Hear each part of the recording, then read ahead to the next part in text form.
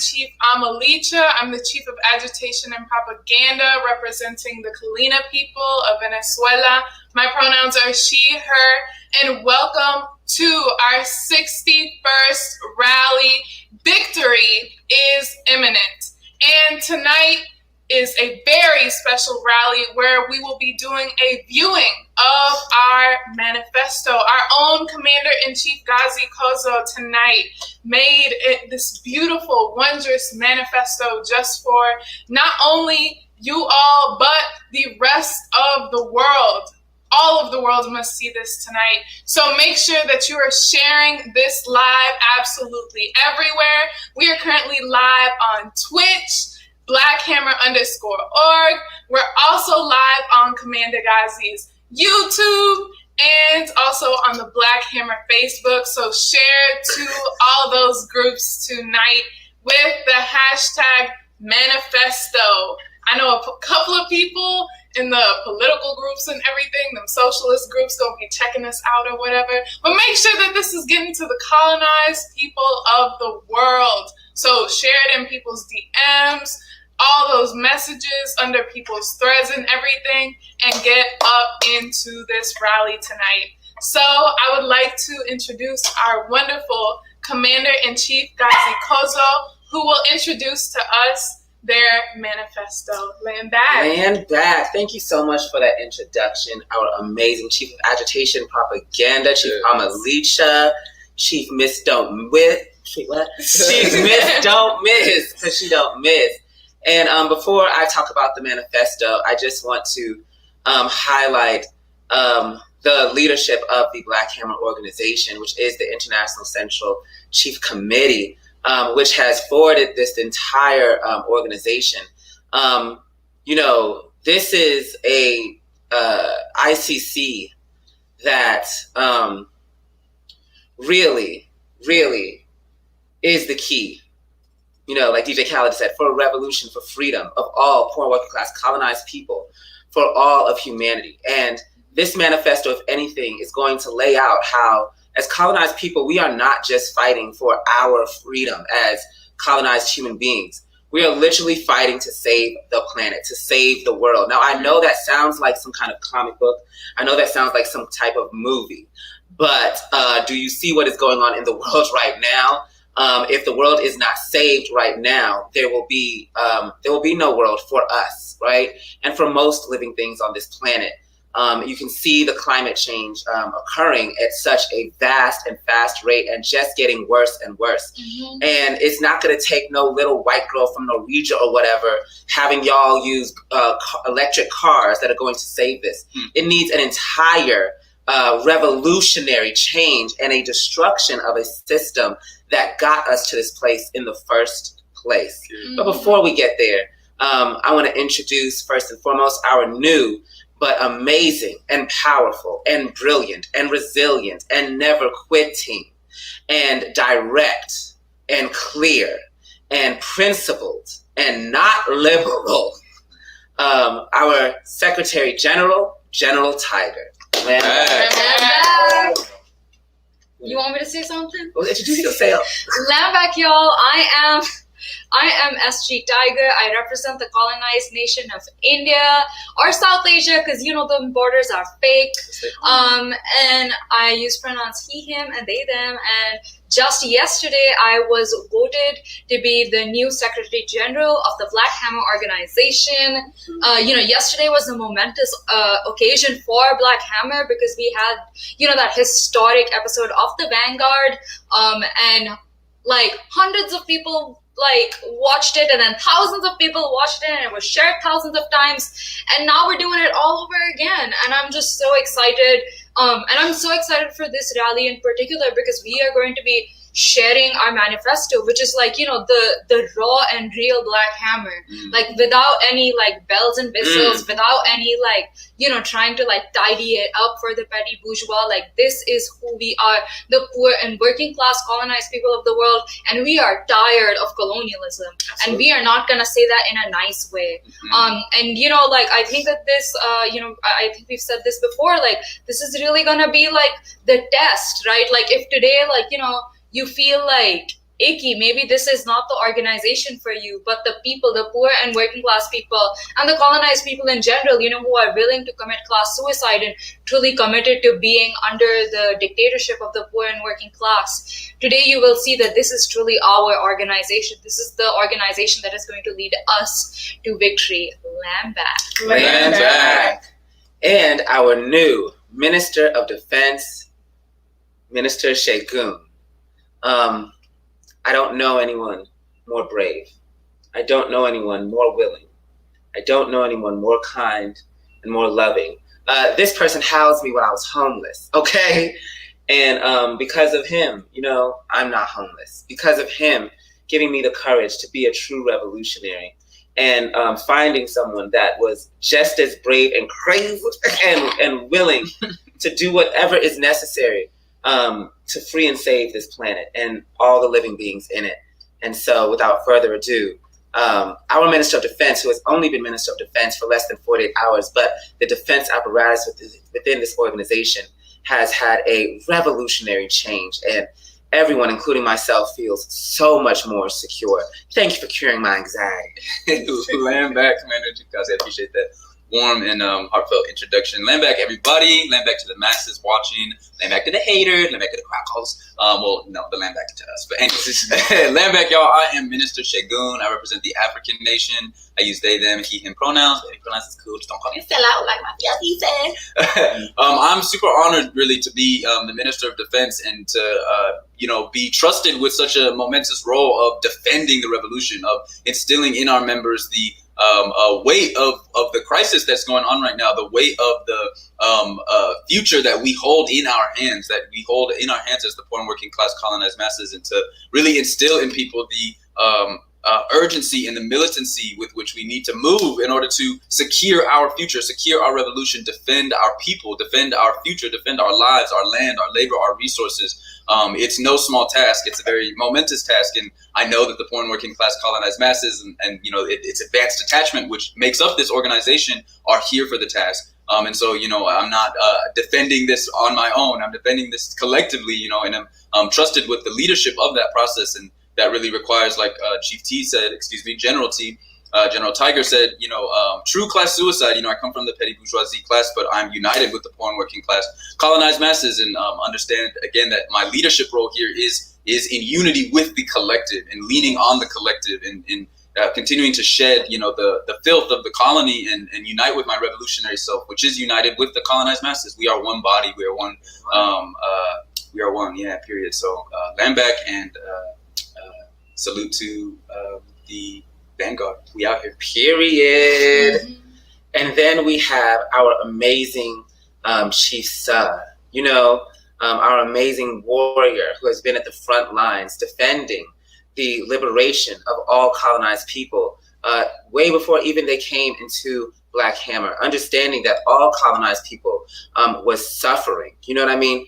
Chief Suh engaged into political revolution, not for Chief Suh's Korean people. At first, it was like, African people are dying on the streets. I'm out there. You know what I mean? There's issues out there. There's, and of course they would want to take a plane, go to, DPRK and charge, south to destroy that division that the United Snakes military created from carpet bombing their people. But understood that at the belly of the beast is the best place to be, to destroy that and to liberate all colonized people and all living things. Land back, our amazing and heroic and profound and brave and loud Chief Suh. Land back, CSC. I'm not that loud, am I?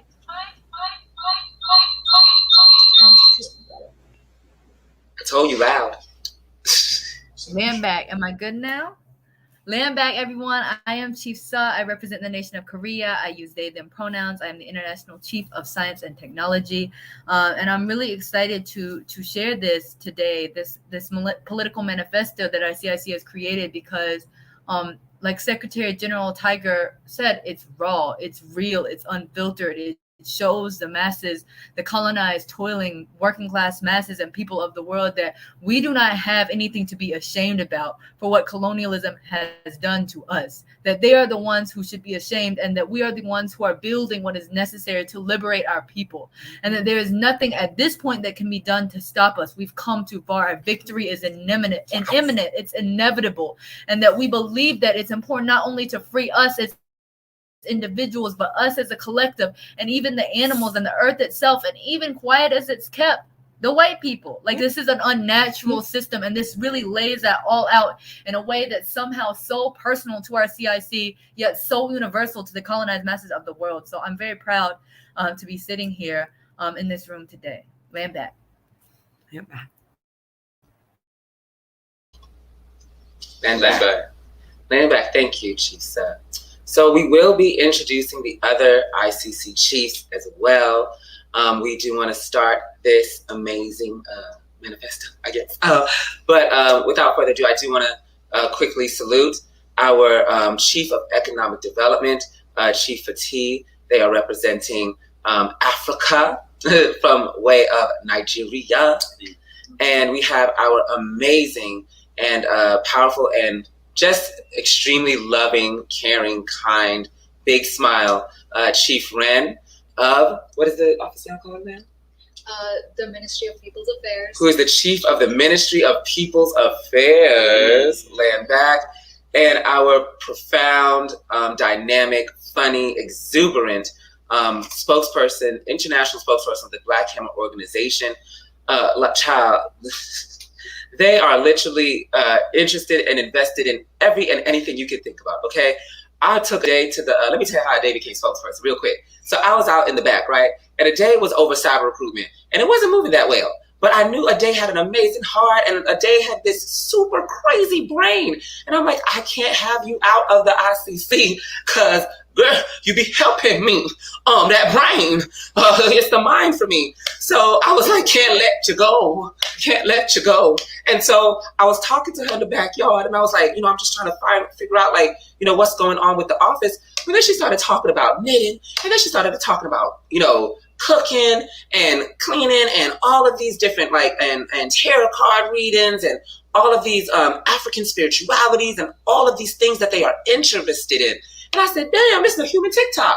So I said, this person can relate with so many people, no matter what you're into. You do some toenail polish stuff. I'm sure Ade knows something about toenail polish.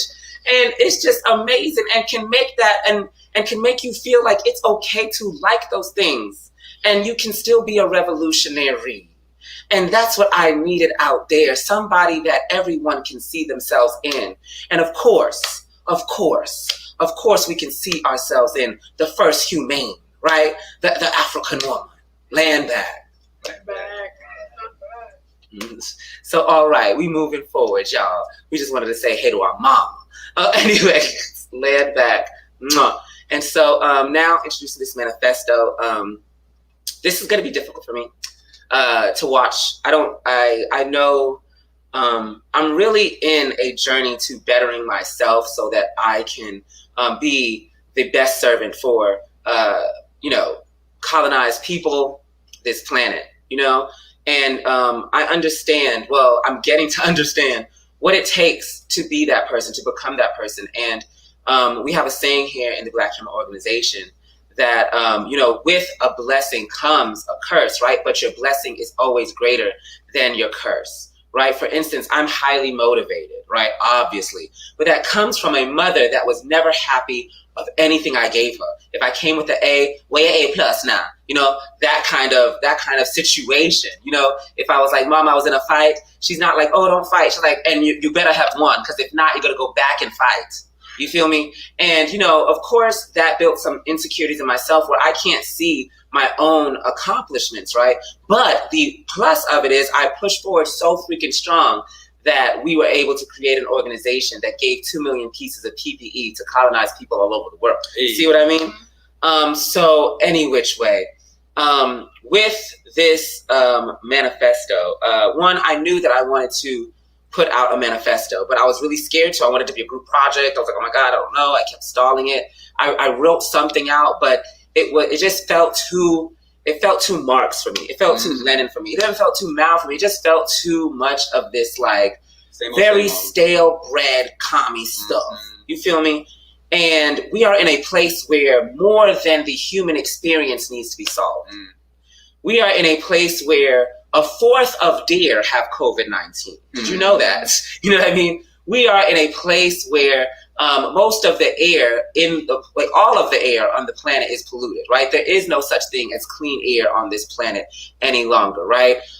Floodings are happening where floodings are not supposed to happen. Fires and heat and all these kinds of things. Like, they call it climate change, but it's like, it blames it on the climate, not that this is a colonial situation that was created by the greed of the white ruling class, right? And of white people, right? And of white power, right? This is a colonial bomb, if you will, around the entire planet. They knew this was coming. And I'm not saying they knew this was coming because their white scientists said this was coming 5 years ago. Our people said this the first time you came on our shores. We told you. We're not telling you to stop doing this just because you're killing us. We're telling you to stop doing this because it's going to kill you. You know, and so I wanted to write something around that because our people were not a people that wrote of sciences just based on the human experience. Our people as colonized people are people that wrote sciences based off of the fact that we are all connected and one. And if we are all connected and one, then we are all a part of this. And we have to have a theory and an ideology and an understanding and a manifesto that can break that down. And I said, oh, shiznit, I got to start from the beginning. So I started just doing a lot of research just about the history of the planet. I'm really into astronomy. I've always been that way. But I've always knew I was never going to be able to be an astronaut because I'm poor, black, and gay. But just when you look at astronomy, you also see how amazing and beautiful and boundless, you know, the universe is. But you also see how special and dynamic and really impossible this planet is. And learning about the history of the planet and how it came to be and the mass extinctions that have occurred on this planet. Did you know grass caused the mass extinction?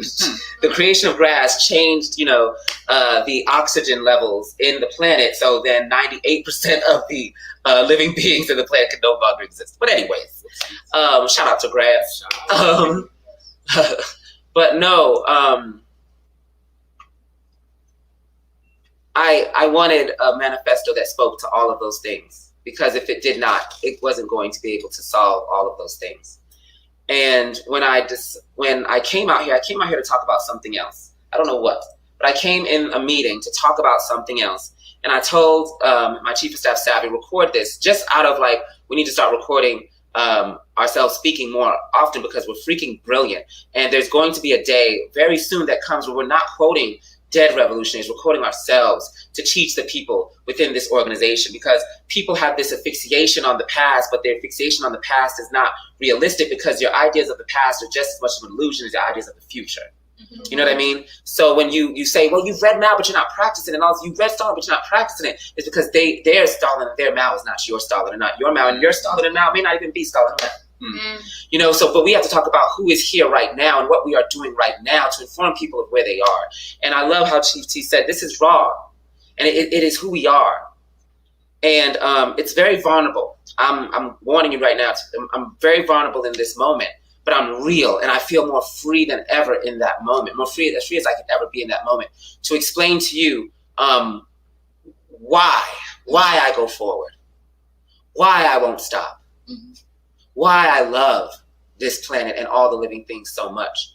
And when speaking, it occurred to me, because I never understood, Gazi, why are you so passionate and good at being a revolutionary? And in that talk, I just connected to my child self. And I remember how much my child self loved nature. I remember how much of my child self loved ladybugs and worms. You know, the kids used to do these things where they would take what are those things, the magnifying glass, and burn the worms. And so to stop them, I would take the worm and say, no, because I don't know, these weird kids were just trying to kill things. And I was like, I'll show you how. And I'll pretend to eat it. So I put it in my mouth, a worm in my mouth, and pretend to eat it. I'm like, oh my God. And then I'd spit it out after when we go back inside so it can go into the dirt. I put a worm in my mouth to try to save its life. And that was always me. And I don't believe I don't believe I'm special. I believe that there's many colonized people like that. I believe I'm in a room filled of colonized people that can think of those times of just being a child and you want to be outside, right? It's them that forced us to want to be in front of these screens, to want us to be jibber jabbering on these plastic things and video games. But as a child, you wanted to be outside. You wanted to, because it was natural to be in nature. So anyways, here it is. I'm going to stop. But this manifesto is a manifesto for the employees at McDonald's. This manifesto is a manifesto for the African children digging up diamonds. This is a manifesto for the Asian children that have to eat trash. This is a manifesto for the indigenous mothers having to pick cherries and strawberries, just to make a penny for 100 pounds or something crazy like that. This is also a manifesto for the rhinos that are extinct, right? This is a manifesto for the elephants that are becoming extinct. This is a manifesto for the whales that are becoming extinct. This is a manifesto for all these living beings that are becoming extinct, and we are on the list of the next. And so it's a manifesto for, I hope, for all living beings, and we're going to build upon it. And I'm glad it's in video form first, because colonized people love videos. And I'm gonna let you take it. Land back, and thank you so much, CIC, for laying out the beauty that does exist in this manifesto that we are about to get into.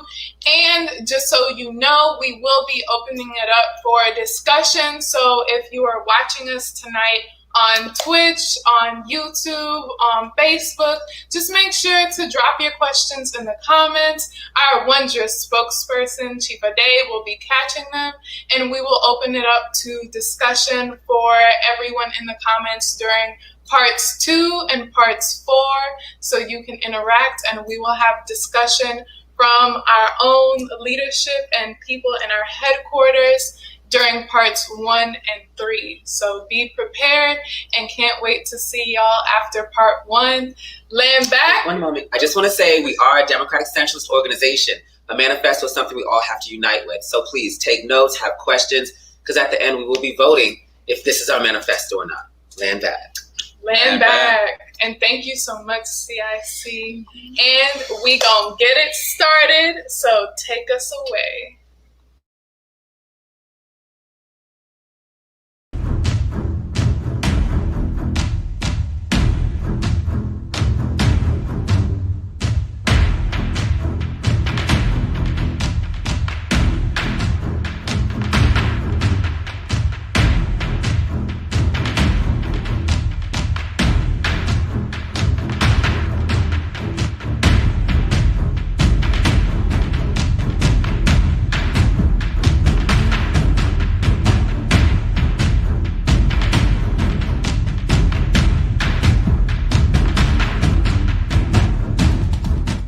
The mental health industry is not an industry of healing. It is part of the state, correct? The state, which is a war machine of raping and looting, correct? Correct.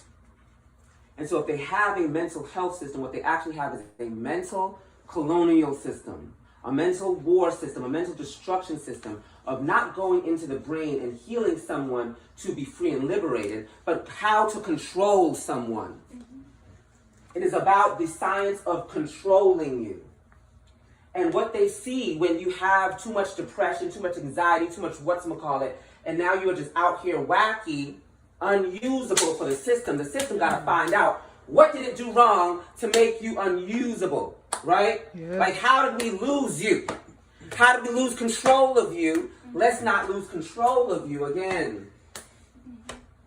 And what you are teaching when you are speaking to someone in this mental health jargon, it's manipulation and it's control. So the system can get better control of you so you can come back into the system. You are a slave. You are a slave.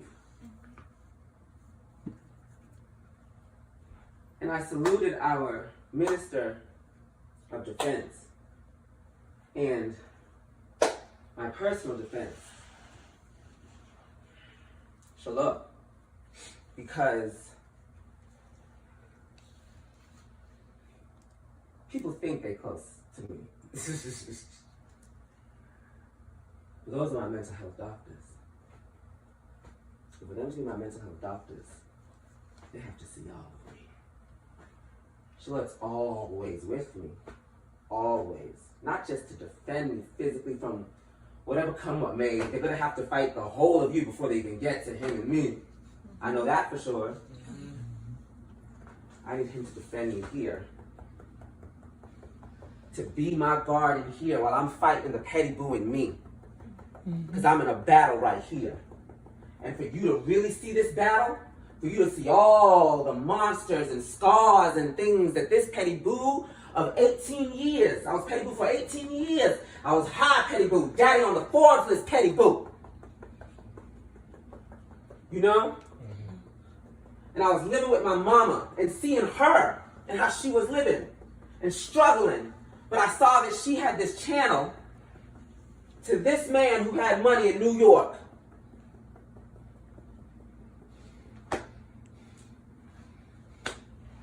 She was with him for the money, y'all.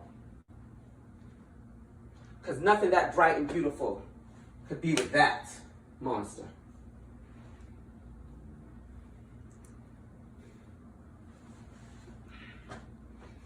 Colonialism birthed me. A contradiction created me. A petty boo contradiction created me. Two petty boo aspiring people, immigrants who came from Trinidad and came the bottom of the bottom of the bottom. My mama was washing white people's floors. You know, at 14. You know, and to come out of that, you know, it's courageous and things like that we have to see, but we also have to see that she had to adopt some other ugly ways as well to get that, and way did he. And way did he. And way did he.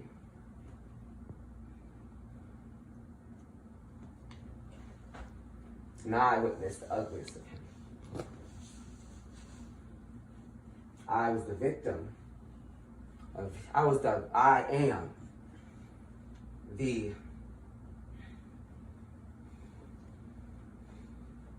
am the survivor, thriver, conqueror of his worst.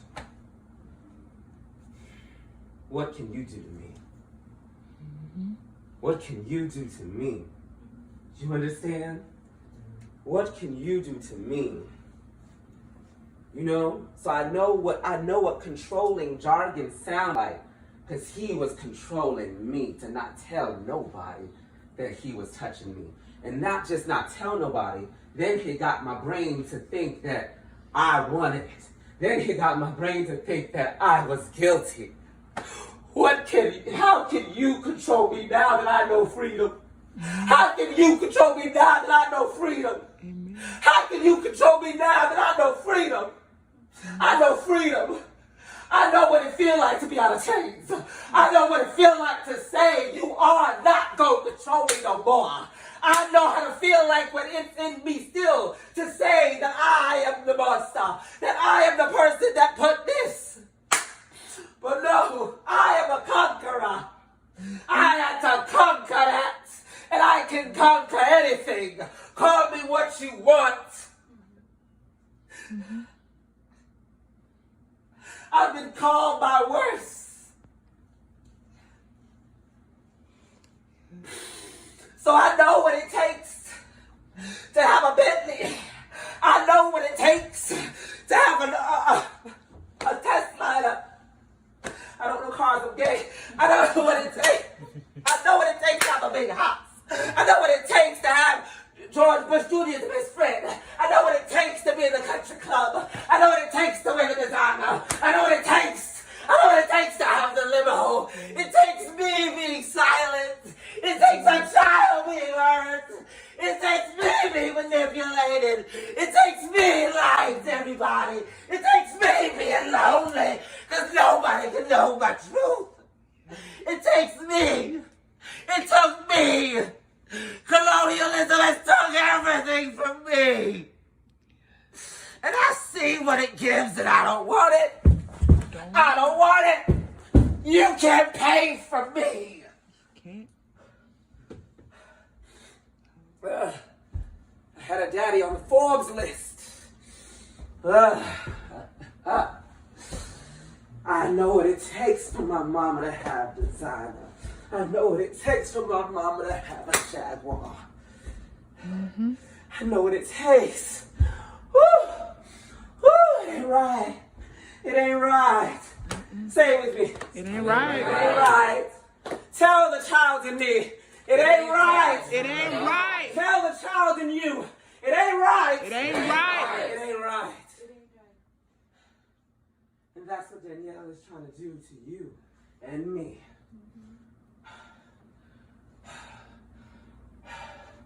I know what a pedophile is. Mm-hmm. I know what a pedophile is. And I know what people who don't love children look like. Because I was a child. And I know that an adult that don't love a child, that don't center a child, is a monster. Mm-hmm.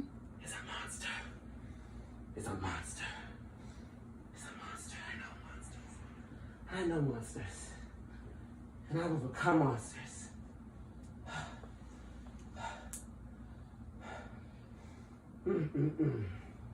Colonialism. You have dug your own grave by creating me. Yes.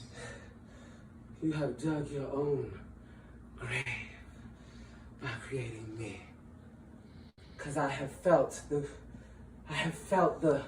gifts you can give to the highest. And I have felt the curses you can give Period. to the highest. I know you. Your tricks don't work on me. That's why I've still been able to build. Even though you kept my numbers low. I knew that it wasn't to detach, it was to detach me from it, to me to quit. You wanted me to quit. You had all the hate about me at the top to try to make me quit. You thought that, don't you know how hard we're gonna make this? Good luck putting me at harder than I've already been. Amen. And already being in. Good luck. Good luck to that. Good luck to that. When I've seen your nice cars, they all smell like wax. You do. You can't even be comfortable in it. You gotta sit like this and everything because you don't want to mess up the leather. Especially because you're a dirty nigger faggot. You better not scratch anything in my car.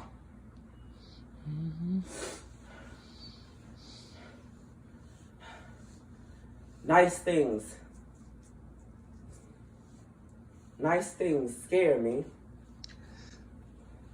Nice things make me itch. So I could never buy an expensive car.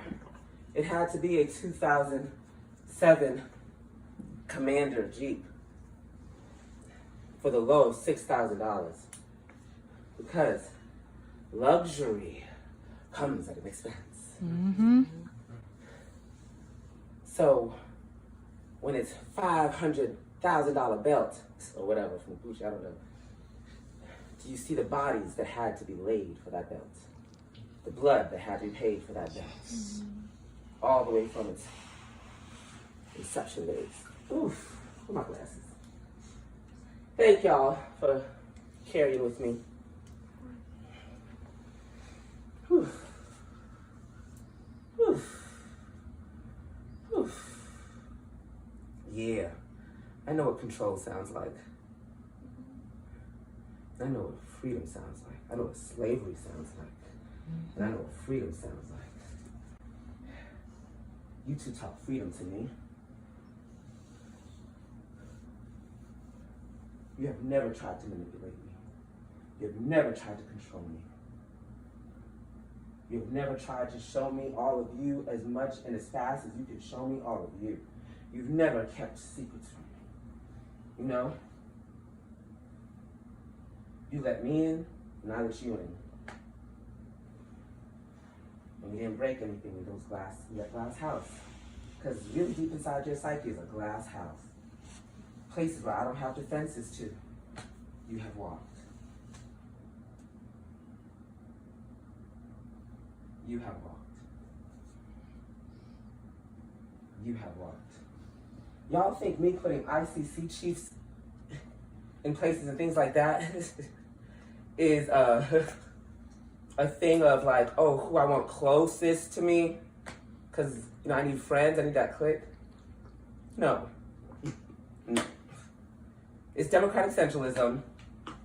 These are situations that are under your leadership, not mine. Not mine. If you want to see my centralism, read the manual. It's in my defense. I get to make that decision without any of your votes.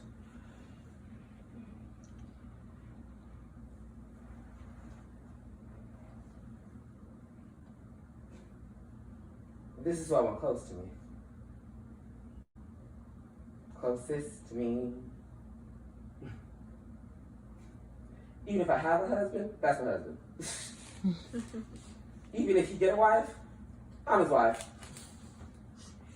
She will be the second wife, and he will be the second husband. True? Yes, that's how it's gonna be. Don't worry, we'll edit out the video so she don't see. No, she should see, and she should understand. She should. Thank you. She should see, and she should think that's sexy. She should see, and you should have a woman that can be so selfless to know she will be number two. And you should have a wife that loves the people that much, and nothing less. We're gonna put it on the recorder. Whew. Lord of mercy. And pause. So Gazi, why did you make these decisions here and here and here? Cause bitches, I didn't know y'all cause I saw y'all on the screen. I saw you on the screen. Why is he so close to Shagun? Cause I've seen him on the screen for a lot less. You really thought you were gonna create this real deep relationship with me on a screen and a phone? It's just not gonna happen the same way in person. It's just not. I didn't know none of y'all until I met y'all. And let me tell you, each and every one of my assumptions were incorrect. Except for one. They're a good person. The only one I care about. The only one I care about. Because I knew y'all social media, and you're not y'all social media. None of y'all social media. You're so, and not because people pause. Remember, come back to anointing you. You're not your social media. People say, oh, you're not your social media because they be like, oh, the way social media makes you look so clean and nice as an apple, but the way you really are, the way your life is, and it's like a bitten apple. Okay, who's pushing that ad? Social media. So social media is telling you social media makes you look beautiful, and reality makes you look ugly. They are calling you a problem, but not social media, because they want you to continue to use it because it makes trillions of dollars. It's actually the other way around. Y'all social media, the way what y'all present of yourselves, even you think you're presenting the best of yourselves, don't y'all? You think so, okay? And that self is pretty shiny, right? This shiny version of yourself you put on social media. That's a really, that's a self that you are prepared to put forward on top for the whole world, right? The real you makes that look ugly. The real you makes that look so disgusting and ugly. I don't go to your social media and check it. I don't go to yours and check it anymore. You know, I know you, so I don't go to yours and check it anymore. Because that's, even how great that is, even how great the presenter of you is. And y'all have some great presenters. Y'all fly as fuck on social media. Beautiful as fuck on social media. funny as fuck on social media. But don't you know the real you makes that so ugly? 'Cause you're so pretty. We're so pretty. We're so pretty. Without their makeup ads. We're so pretty without their wigs. We're so pretty without their stuff and their plastic and everything they want to give us and tell us that we're wrong. We're so pretty. Even when we have these filters to change ourselves, when you really meet me, when they really meet you face to face, they're like, damn, he finer than fine. Damn, they finer than fine. Woo, she pretty and pretty.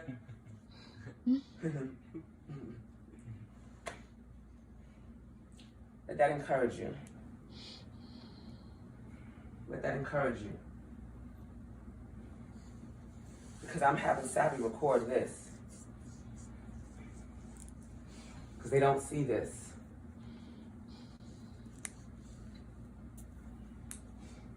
I hide this. This is the me that I actually hide from the world. This is why my hammers don't go out there and defend me. It's not because you don't see me as something worth defending. See, that's what my self-doubt believed, right? And that's how I tackled it. No. It's just because you love me so much. You love me so much that you know this is intimate. And you don't feel like you have the right to share it. You do it to protect me. You don't say nothing personally about me. You don't say nothing personally about me. Out there. Come here. It's not because you don't love me. It's because you love me. This is what you've been trying to tell me this whole time. This is what you've been trying to tell me this whole time. What you mean? Tell me more. You be saying, Gazi, you be thinking people come for you when they not.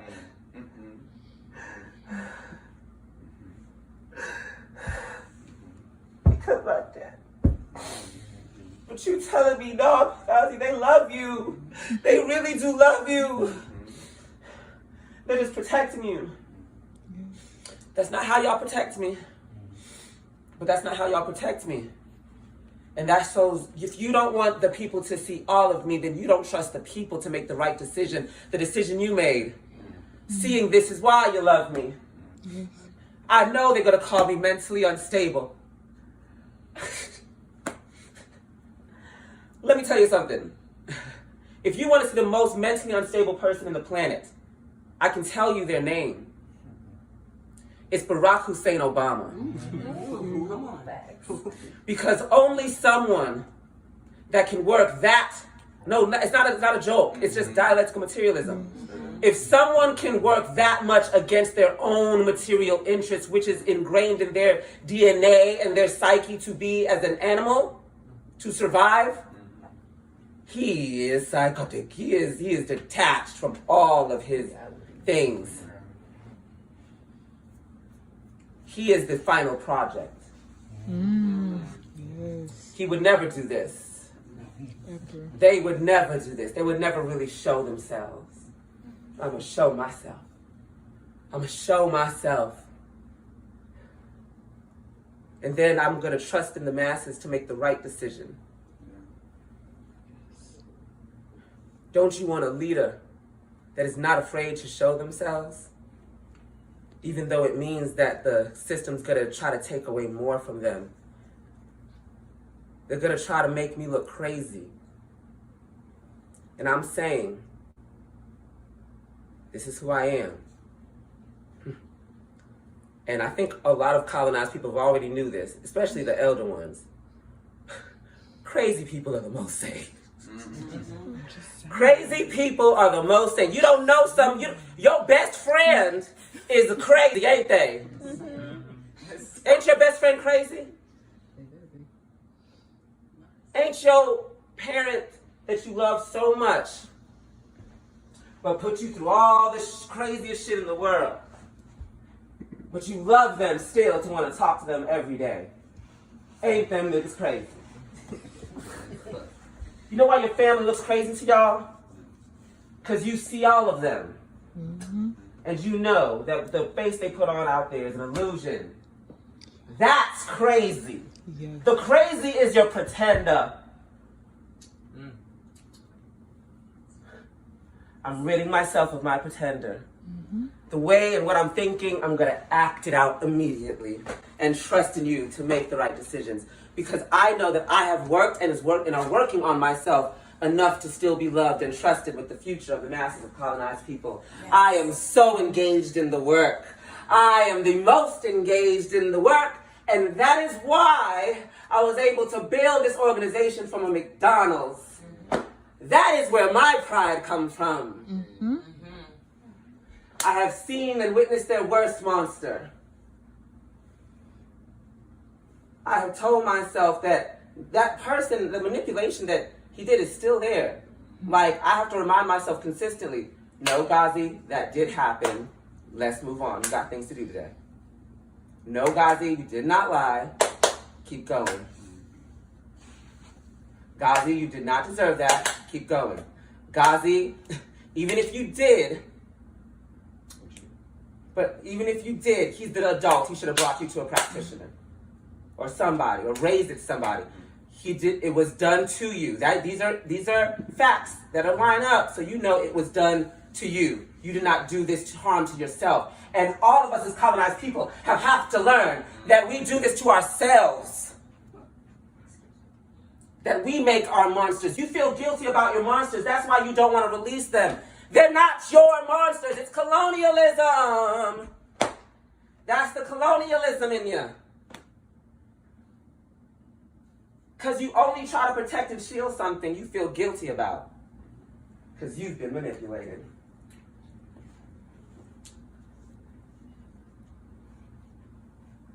You've been mind-fucked by colonialism and by people really close to you. Each and every one of you. Each and every one of you. You're just not ready to expose it and to kill it and to call a thing a thing.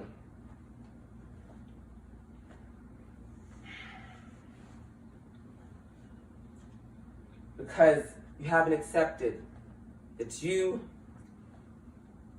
are not guilty.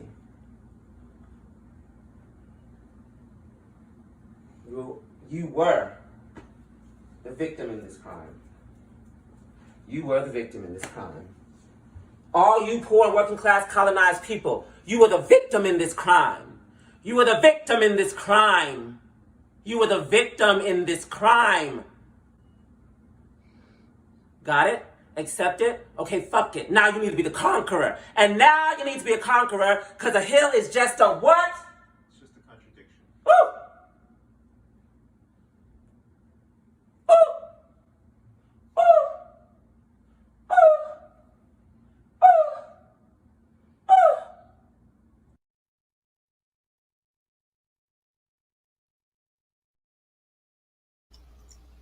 Land back, everyone, and thank you so much for tuning in to part one, which was absolutely powerful so far. Our commander-in-chief gave us everything and so much more to come. So I would like to open it up to CIC first to break that first part down to us, and then we can pass it off to two commenters that are in the room. Land back. Land back. I will just pass it on to anyone here. They said what they said. Land back. So we can open it up to anyone here. If you would like to speak on it, please raise your hand. Land back, y'all. Land back. I just want to first salute our commander-in-chief for their incredible vulnerability.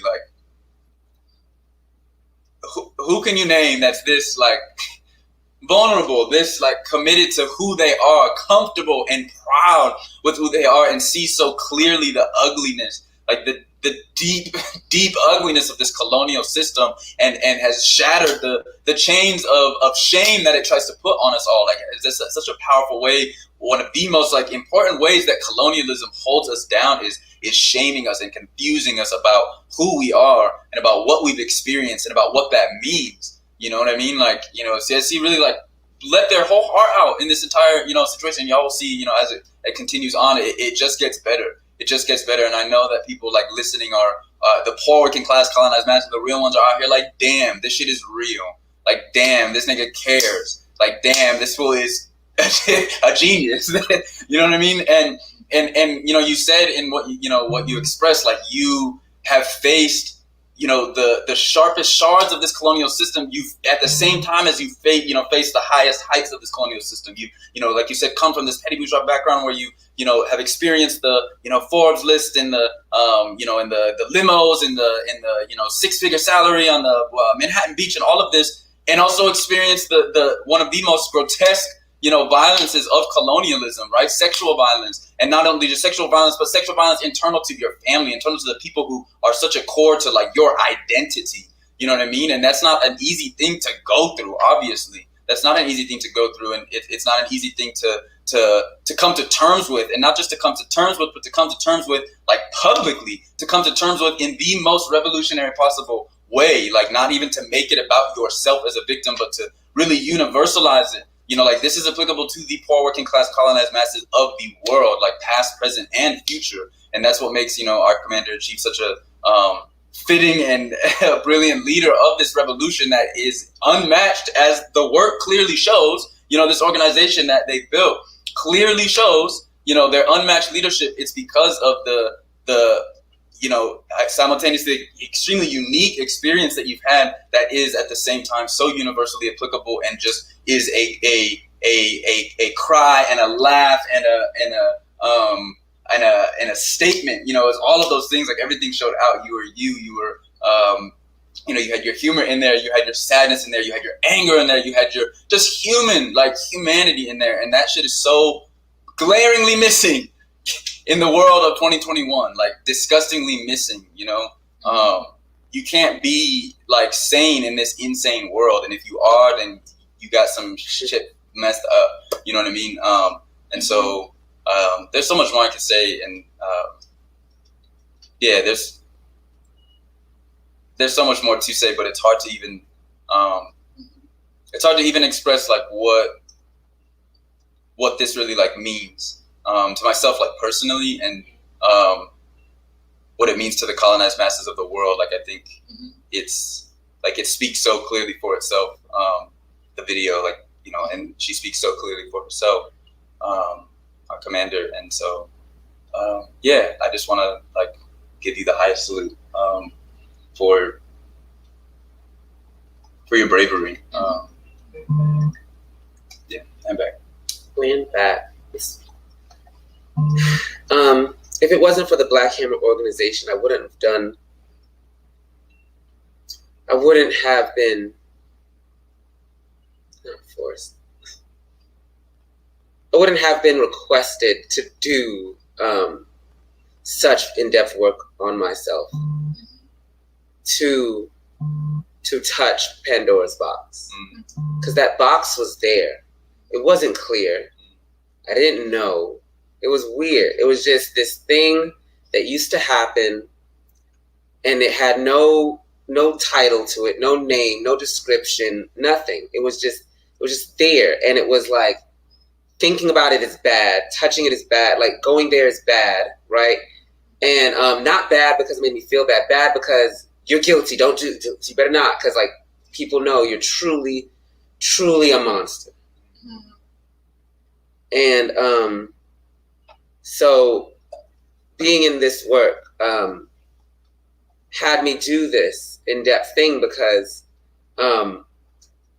if I'm to truly be a leader that I would want, and that I believe, not just I would want, that people deserve, that it would be a leader that they knew and opened up to them and let them know who they were, and not like these like campaigns that the colony gives, like with their perfect wife and her kids, and then you find out, he's a closeted homosexual, that guy, that governor in Florida, right? He's a closeted homosexual, and he was on the floor in the hotel and passed out and all this kind of stuff, and the wife is crying and all this kind of stuff, and like, oh, the perfect picture's destroyed, and it's like, Why isn't that a perfect picture?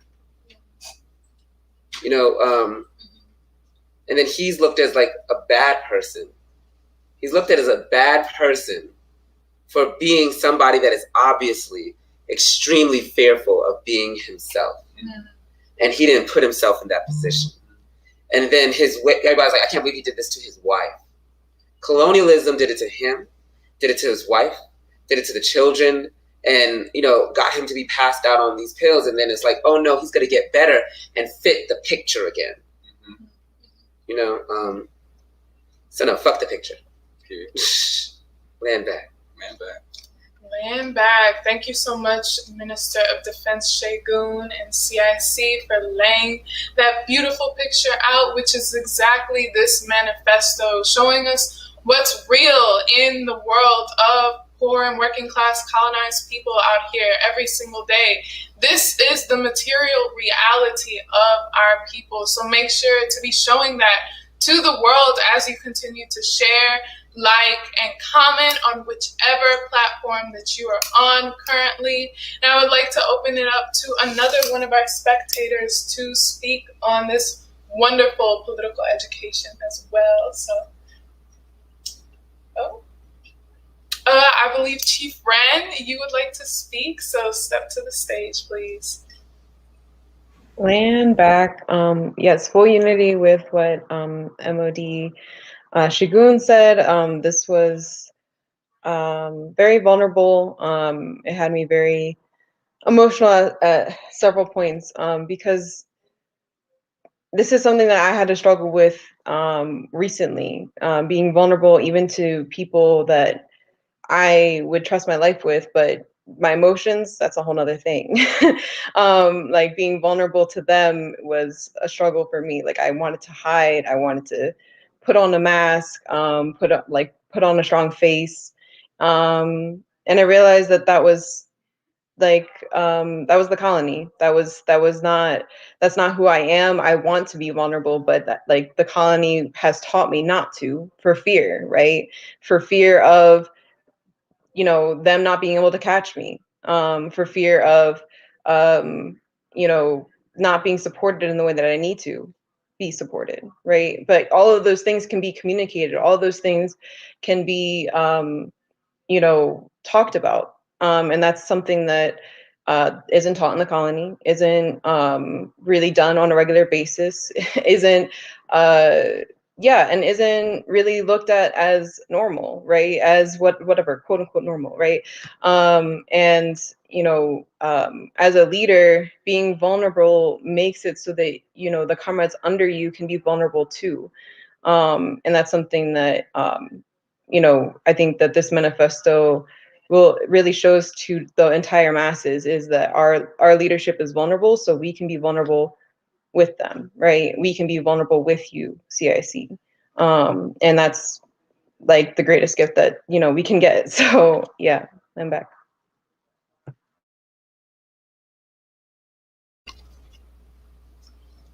Land back, Chief Ren. Thank you so much for laying that out so beautifully. I see that Chief Suh would also like to speak, so please go ahead and let us know what's up. Land back, yeah, I want to 100% unite with this, as you know, our manifesto and the manifesto for the poor and working class colonized masses of the world, because it lays out like your ugliness is not really ugly, like you are good.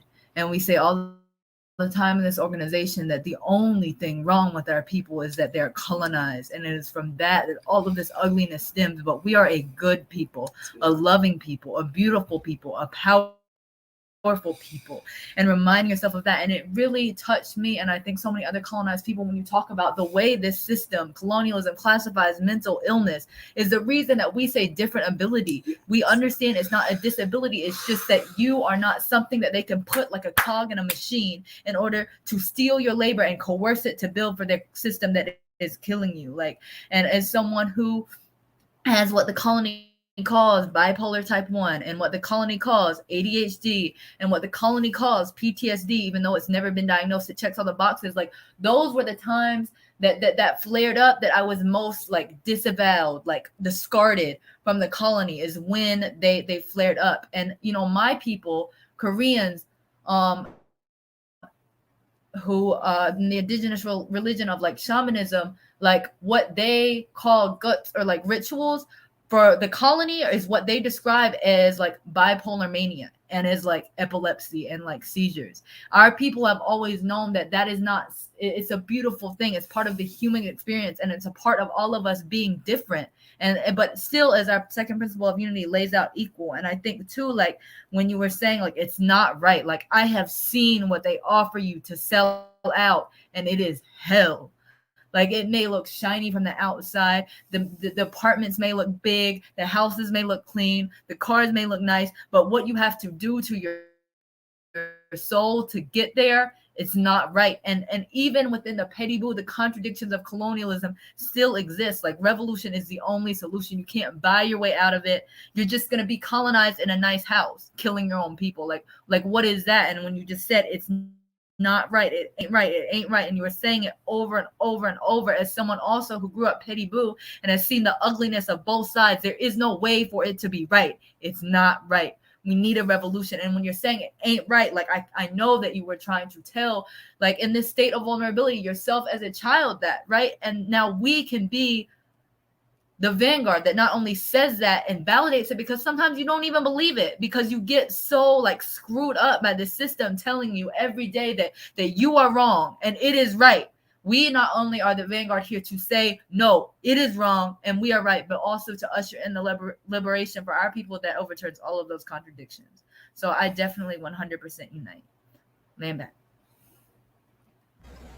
Land back, and thank you so much, and appreciate you, Chief Suh. We are right, especially as we engage in this anti-colonial revolution every single day. We will always be right, fighting against the wrong. We are the antithesis to the colony. So land back, and last but not least, I would like to pass it off to Chief Fatih. Land back. Yeah, I fully and wholeheartedly unite with this manifesto, even the first part. CIC, you laid out so beautifully that everything that within the colony we try to aspire to is at the expense of our freedom. And knowing that what real is, the strife and the struggle with the poor working class colonized people, and understanding that bringing that organization, like building an organization to really bring people free, that is true leadership. And CIC, my whole life I've been told that I need to keep quiet, I need to just be easy, be even, and I'll get somewhere, and I'll get somewhere in this colonial system. And what I'm realizing today is that there was nothing wrong with me. I've always been a leader. We've always been a leader. And it is at this moment, the vulnerability that you've displayed, the openness, the humility, and to do this because you love the people so much. You want to see the people so free, to help them understand that it is through our leadership that we can actually overturn things. We've been doing it all the time. And, I just really appreciate you doing this manifesto in a way where we can all see your true self and how truly you love the people, how truly you want to see all of us free. And that's really it. I just can't wait to watch it more and just to really see, like, just to get that deepening of that love that you have for colonized people, that having us understand that we have been, conditioned, we have been programmed to, perpetrate violence against each other. And that wasn't us. That's never been us, right? And, laying this information out right now in this manifesto, I know there are tons of people. I've never been so inspired to do anything before until I joined Black Hammer. I've never been so inspired to think that I can actually lead until joining Black Hammer. And you give that to every single person that you come in contact with. And the millions of people that will watch this manifesto will know will know that millions of colonized people will know that they are good people. They've always been good people, and they are true leaders. And I just want to say that, land back. Land back, Chief Fatih, thank you so much. And we are out here making sure that we are showing our true selves as revolutionaries. And our Commander-in-Chief, Gazi, is leading us through that as we go further into the liberation of our people. So now, of course, talking about liberation of our people, you know we raising some funds out here because we building cities all across the world. So our wonderful brand new Chief of Economic Development, Chief Fatih, is going to lay it out to us about how we need to be donating tonight. Land back. And back. Thank you, Chief Amalicha. Yes, it is time for us to donate and pledge to help us build Hammer City. You know, we are the closest that we have been. While the colony is crumbling, hammers are out here working. Hammers are doing the damn thing to make sure that colonized people all over the world can, one, understand how we can create self-determination, and two, to show that we are the true leaders, right? And we have an opportunity with City to ensure our liberation, right? Hammer City is a place where we will be free of coronavirus, be free of rent, we will be free of the pigs, and no colonizers, right? And this is an opportunity to really let us be free in the manner that we were always free, right? Building together with our comrades, building together with our communities, making sure that each and every one of us stays safe, right? And we do it at the not at the expense of any other person. And so today I'm asking you to donate, pledge to our Cash App Build Hammer City and our Venmo Build Hammer City.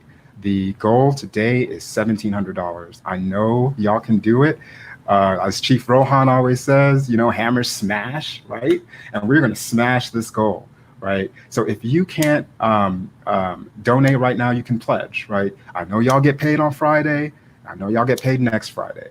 $5, $10, whatever you can do to help us build these Hammer Cities all across the world is great. Right. And yeah, and if you can't pay right now, share this to everyone you know. Share this all around, you know, the interwebs. Right. Because we need our land back. We need our land back. We need to take our resources back. We need to build for ourselves. I personally tired of plantationing. I'm tired. Okay. And quite honestly, I'm not going to sit around and wait for my retirement at years old or whenever, because the colony continues to crumble.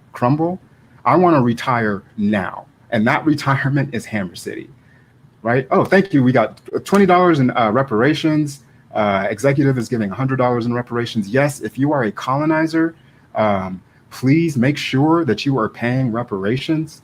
We need those resources back. It looks like Chief Oju is donating $50. We have Reset donating $100.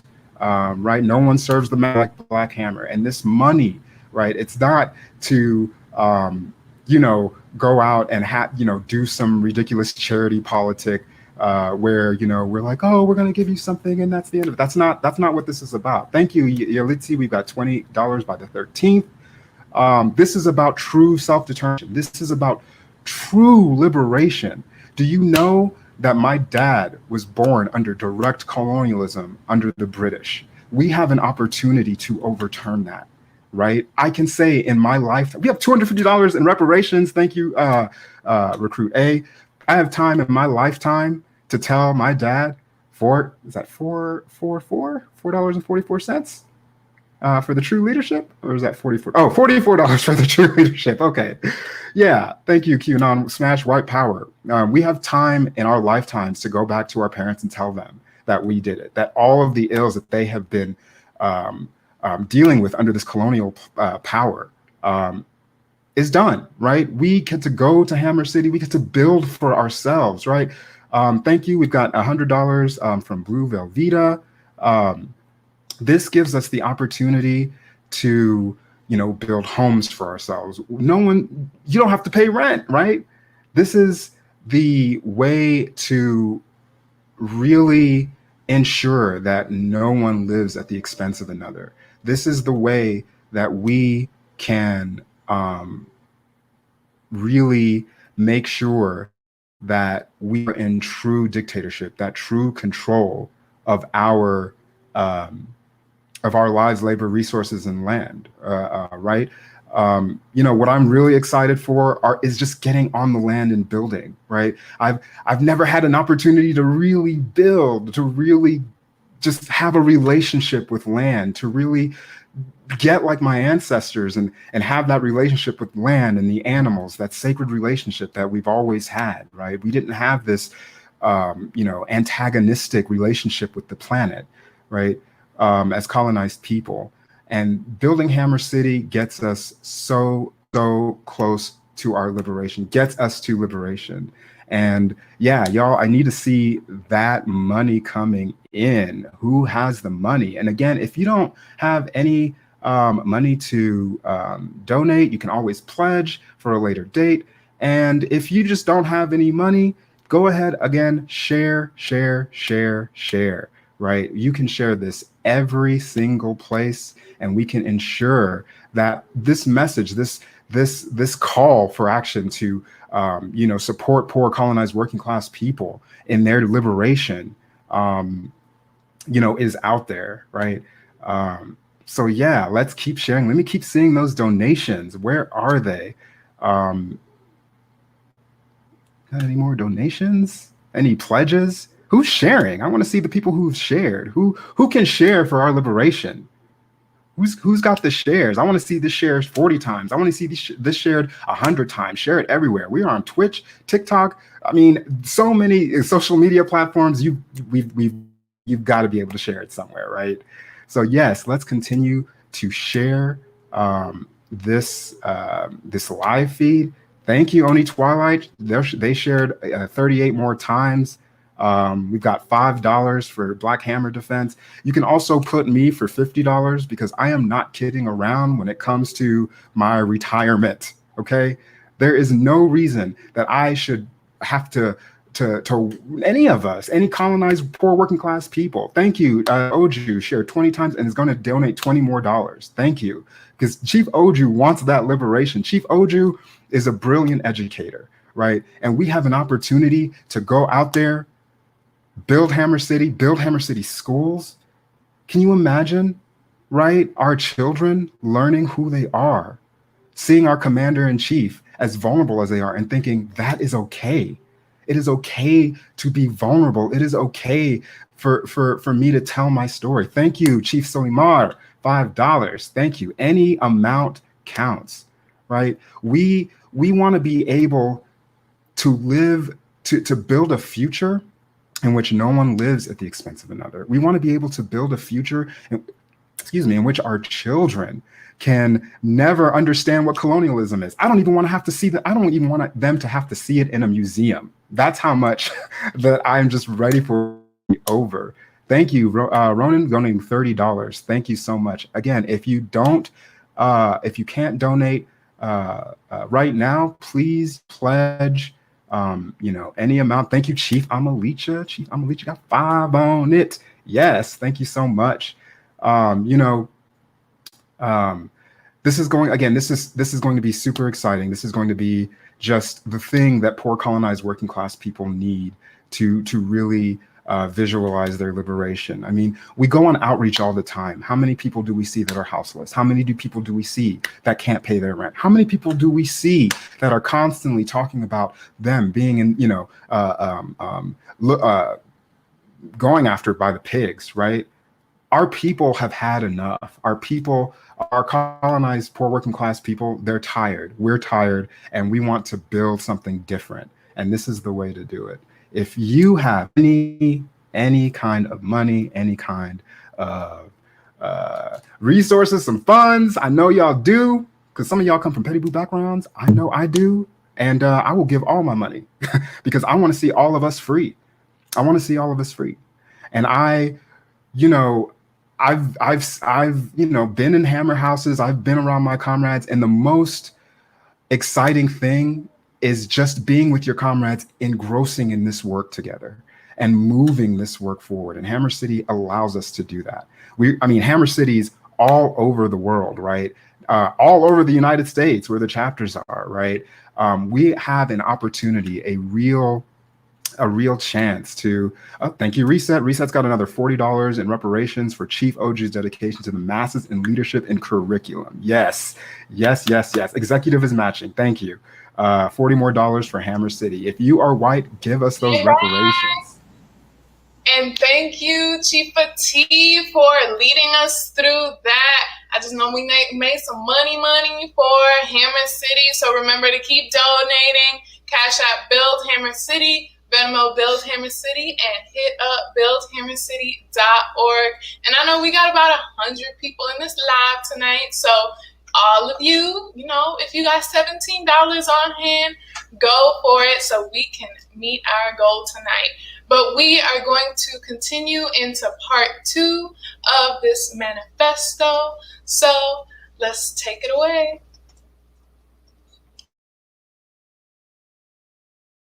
Yeah.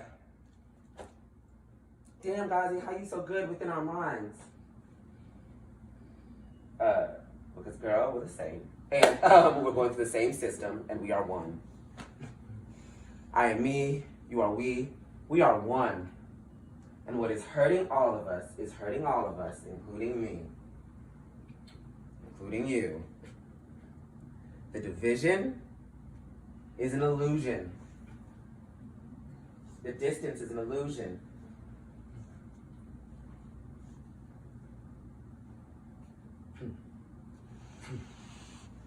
Ants know that. That's why they've survived so long. Roaches know that. You know what I mean?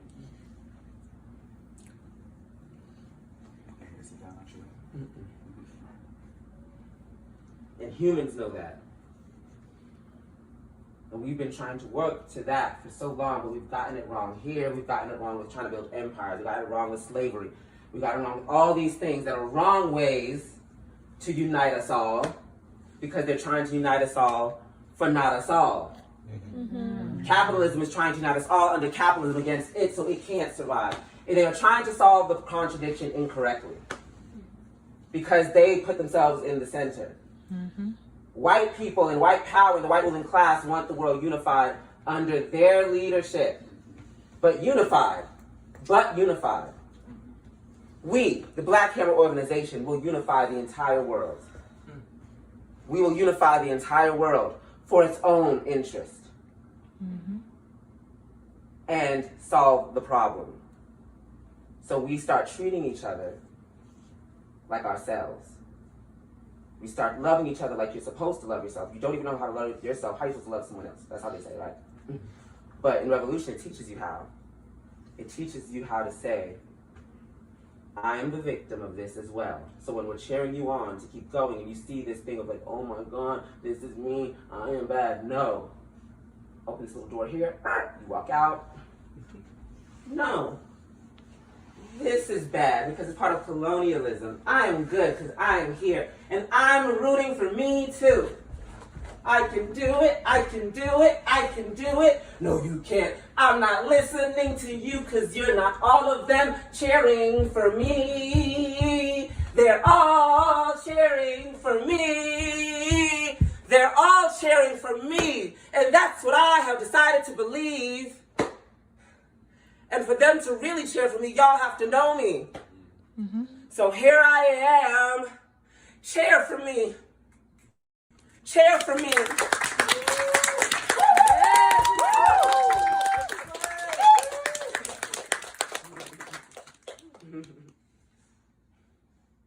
That's the process, y'all. Land back. Land back. And we are so excited to have you as our Minister of Defense. Even though, stand up, show Show him. Come here. Show him. Show him. Don't you know I think he can look white? By first glance. Don't you know? But don't you know, even if he's decided,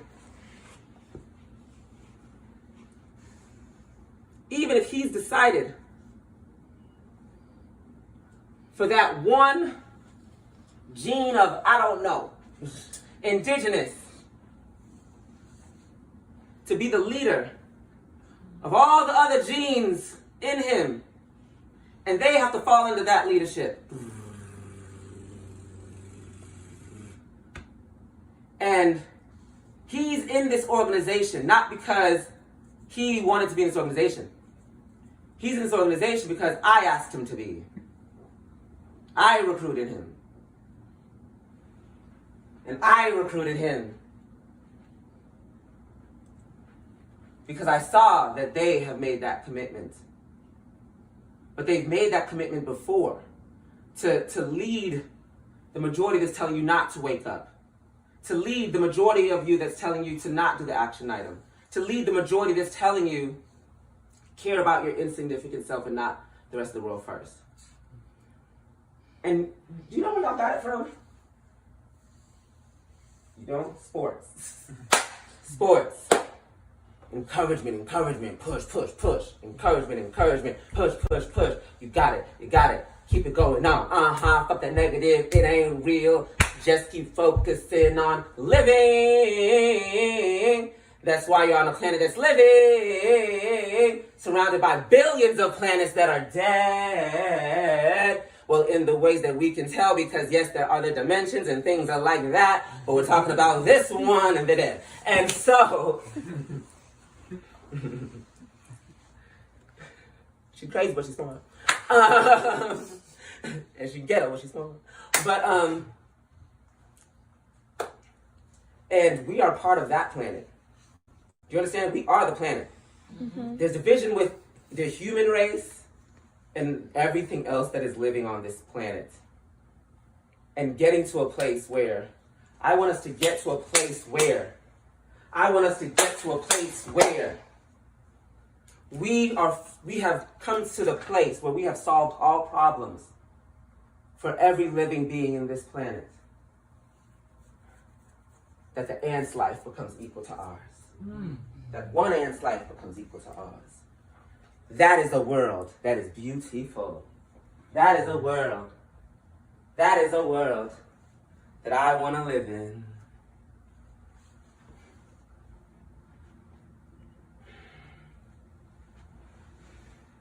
Tell them the story of why you know that I'm not putting fronts on this camera.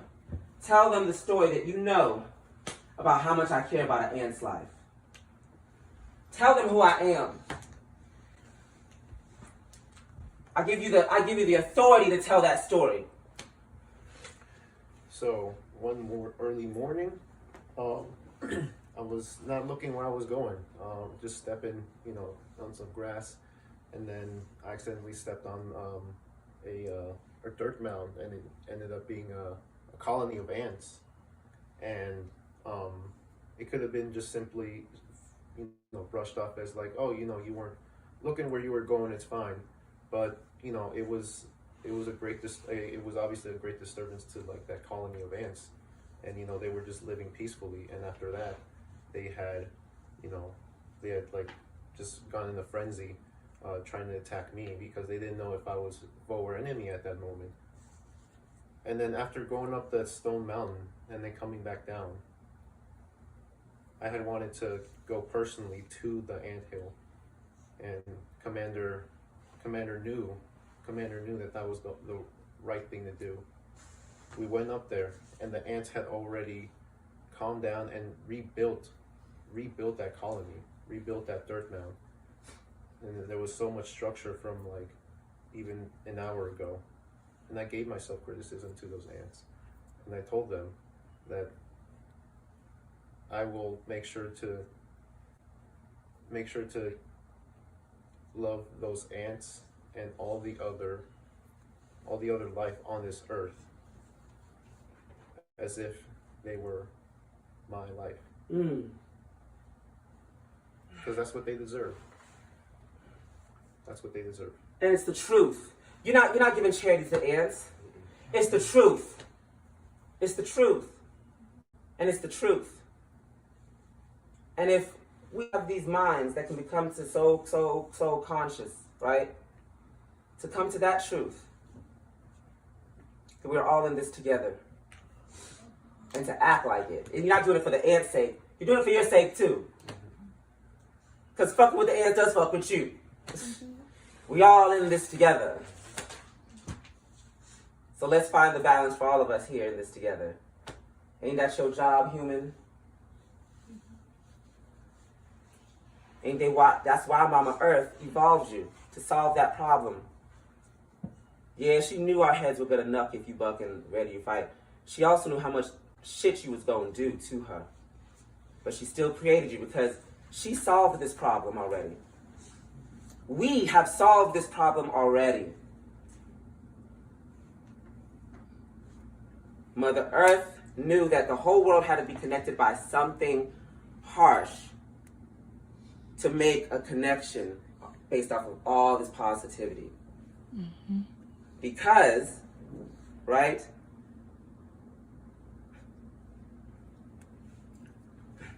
Every blessing is a curse, but it is a greater blessing than a curse.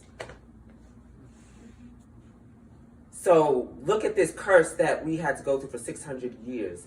But Mother Earth knew this.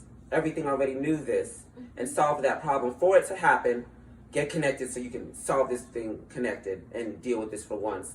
Because so we can all get this together. Because I created the dinosaurs, they didn't get it right. I created this, I created this, I created this. I've put, like Mother Earth before us, put her evolution points towards bigger, stronger, bigger, stronger, bigger, stronger, bigger, stronger, right?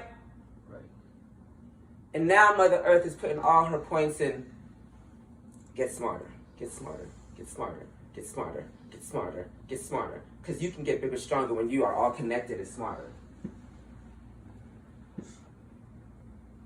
And stop these mass, what's it called? Extinctions that are hurting me so much.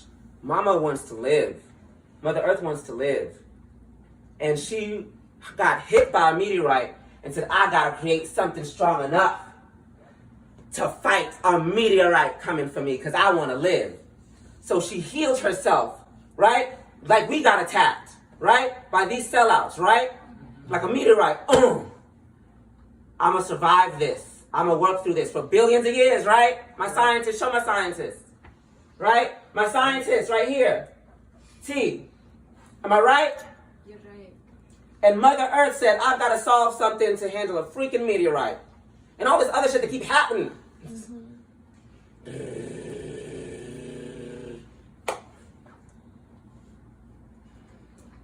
And once we are united and powerful, won't we have the ability to stop meteorites?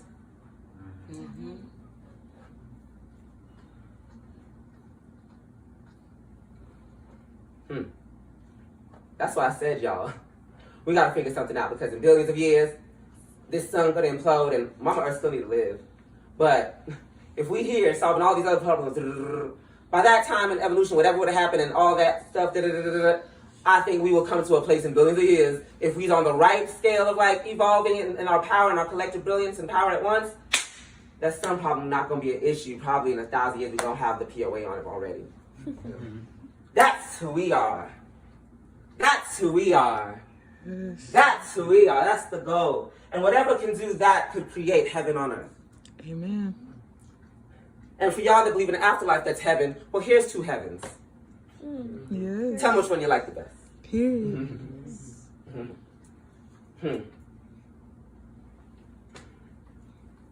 You believe in my leadership and in the leadership of the poor, working, colonized, poor, working class masses, shown to you in its most rawest form. That no matter all of those people are saying, oh, you white, you white, you white. the poor working colonized masses do not see me as white. They see me as colonized. And that percentage, or I don't even know what the percentage is, whatever, what percentage or whatever in your genes or whatever have decided to be the representation and be leadership of the whole body, then yeah, I do see your indigenous ears, your indigenous nose. I do see, your indigenous hair color. I see it pushing through. But not just through your features, but through the work. Oops, sorry. Glad you're there. Always there. I see it pushing through the work. Sorry, I smoked weed before this. I took 1 G. Calm down. Was it 1 or 2? I want to be honest. 1 G. You're allowed to. Okay, I'm allowed to. I take 1 or 2 G's a day. Yes, I do marijuana. But that's the thing, right? Some people are like, oh, I don't want a leader that does marijuana. But this is me. Accept me now. This is who I am. And I trust that you will. I trust that you will, and we're going to solve this contradiction and block meteorites. Yeah. Yeah. Yeah.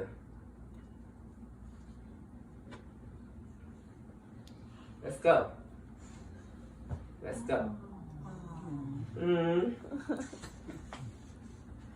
Love you, Achilles. And it's no question to any of us that you're colonized. It's no question. No, it's not.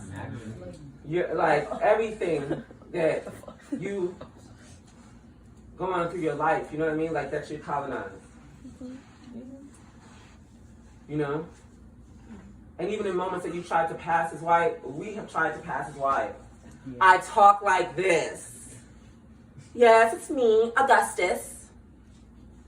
You know, how can I serve you today?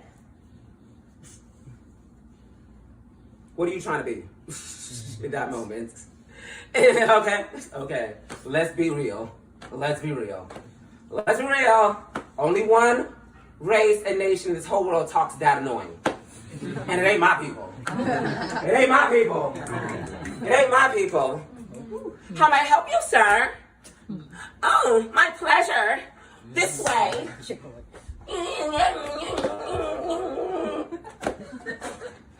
They're my people. My people like this. My people don't give a fuck what you feel about them. That's why when you go to a colonized restaurant that know they recipe good, they talk to you like shit. Period. I ain't serving your ass. I ain't serving your ass. I know a good Chinese restaurant when they don't want to speak English. Yes. Point to the number. Like, you know what though? These chicken wings and fried rice about to be bomb. Here. And when I go to the Jamaican spot that know, that really know that oxtail is bussin', and that jerk wing is bussin', tender, juicy. They come in, what you want? When I have no jerk chicken, what else you want? You want plantain, you want rice, what you want? Get the fuck out my face, boy. Recipe good, this me, me not servants, me not a servant. You know, me not like that. And we're rude like that. We project rudely as a people when we feel the most free. Because we're not allowed to be honest about any of the pains and ills in colonialism. When I talk like this, yes ma'am, where would you like to go? I just got beat by my boyfriend again. I can't talk about it. I'm doing this because I gotta save up to get away from him. I'm waking up extra early, running to the bus station, and I'm running from the house to the train station because we in Chicago. Was living in Chicago at the time, and Chicago, it was rough, and it is still rough, and so I was living on a rough street that I had to run from my apartment to the train station. It was in Oak Park, and Oak Park was a pretty nice neighborhood, but there's 1 or 2 blocks that are just bad because they're at that border of the bad side of Chicago. My petty boo boyfriend at the time just wanted to say he lived in Oak Park, but he lived in the bad part of Oak Park. And from that part to get to the train station, you gotta go deeper into the bag hall. So I had to run. So I don't get robbed. And then get off the train, and still, even though I'm by Trump Towers, still can get robbed running. Ain't that right? White women be getting their ring finger cut off all the time, right there in Trump. Right there on Michigan Ave. Daylight. Everyone's walking. Everybody's mind your business. Mind your business. Somebody call the police. And if we do something, we're just gonna record it. You know, but anyways, I had to go through all that abuse with this ex of mine. When I showed up at work, you didn't see my bruises. You didn't see my pain. You saw, how would you like me to help you? Okay. All right. That's not servitude. That is slavery. Yes. We do not want you to go through an insurmountable amount of pain that the revolution will cause, and for you to give a facade.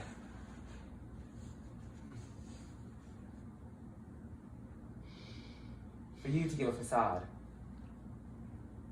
But you have to know what's in you that's not a facade first.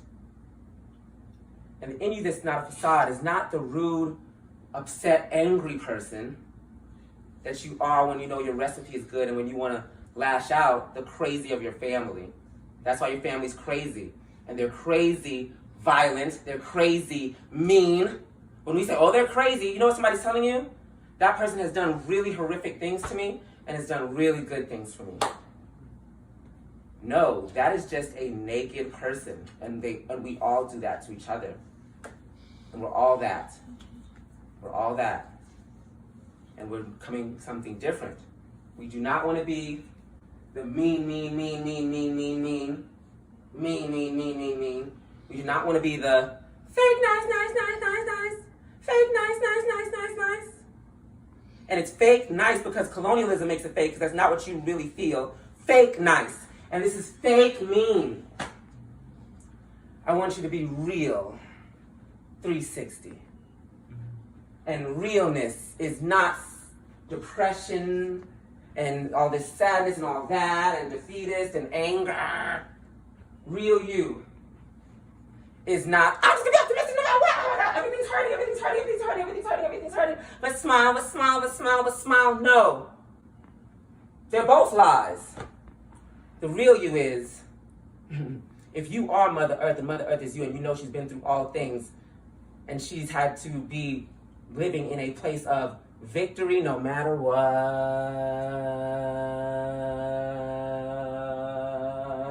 That is our truest vibration. Because we are here. Mm-hmm. One planet, surrounded by billions that ain't like us. That's the vibration.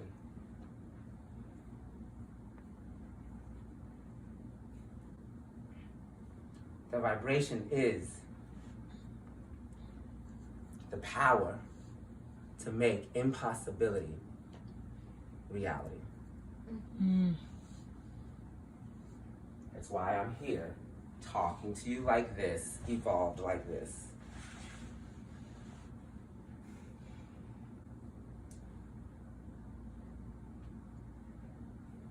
This is how smart you become when you lean on the power of the collective and you take yourself out of the center. You don't come up with a theory that solves human problems. You come up with a theory that can solve the ants' problems. Okay?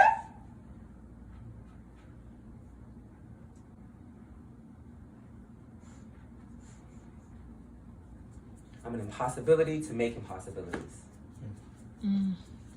And all living things do that. They don't know why ants do what they do. And how they try to figure that all the time, right? Impossibilities. These are all impossibilities.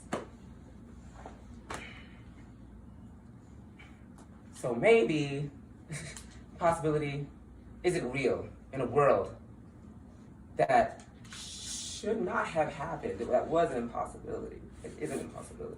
You know what I mean? Like, what is that? What is that? What is that?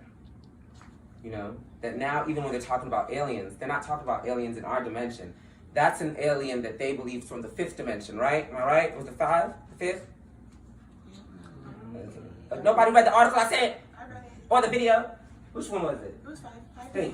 Yes. That remember when it was the video with the white woman, the scientist, and she folds the paper, she pokes it, it's like, this is the dimension that they're in. Damn. I'm an impossibility in just one of the dimensions. Whoa. Even if I'm an impossibility in the galaxy. Whoa. So even if they do find other living planets, I'm just getting y'all ready to, you know, get into the vibes, even though if something changes. So anyways, even if Voyager 2, which is the farthest, finds another planet like us, damn, you had to go far to find another bitch kind of like us. You know, how bad is she? She got technology. Love you. Love you. Love you. Love you. Love you. Love you. Love you. Love you. There you go.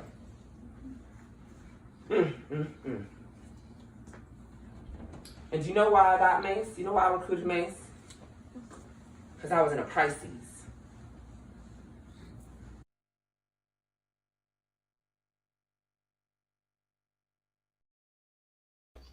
Land back. Okay, I just want to be clear.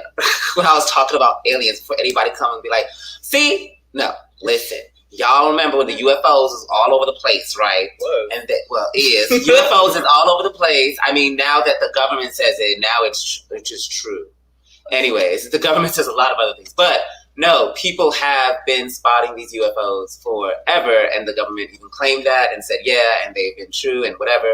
But what I was stating was how with these UFOs, they said that, you know, these UFOs are obviously not from this dimension because of the way that they move, right, is not in correlation with how things are supposed to move in this dimension and the way that they look and the way that they're read on scanners and things like that. And so, you know, with these UFOs saying that, okay, there is something going on. We don't know what this is, but it's, you know, it's this other living thing or whatever. But it is not of this dimension. So basically saying, like, we're really special, okay? And I was trying to say that even if it was just like, we do find another planet one day, you know, in a galaxy far, far away, like Star Wars, that we are still going to be super freaking special. You feel me? Because this planet is doing something that no planet else is doing right now. They may have all been alive one time and they all died. I don't know. But as of right now, you know, she's the queen bee. You know what I mean? Planet Earth, and how much of an impossibility it is that created it. And, you know, another meteorite hitting it from a long time ago before the dinosaurs that created the moon also assisted in that, right? Because the planet is not like this, right? It's because that moon hit it, but that moon is perfectly placed, right? To, you know, help and assist the planet into staying like alive and thriving, and the planet being just the right amount far from the sun, and just all of these things, just so that there can be life, right? And not just any life, now like intelligent life that is able to have this video and have communication and talk about these theories and ideologies and understandings of the universe, try to explain things and come up with things like string theory and all of these things. And, you know, it is just, it's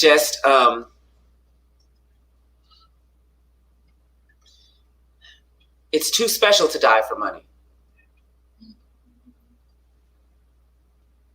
That's what I was trying to say. Land back. And thank you so much, Commander-in-Chief.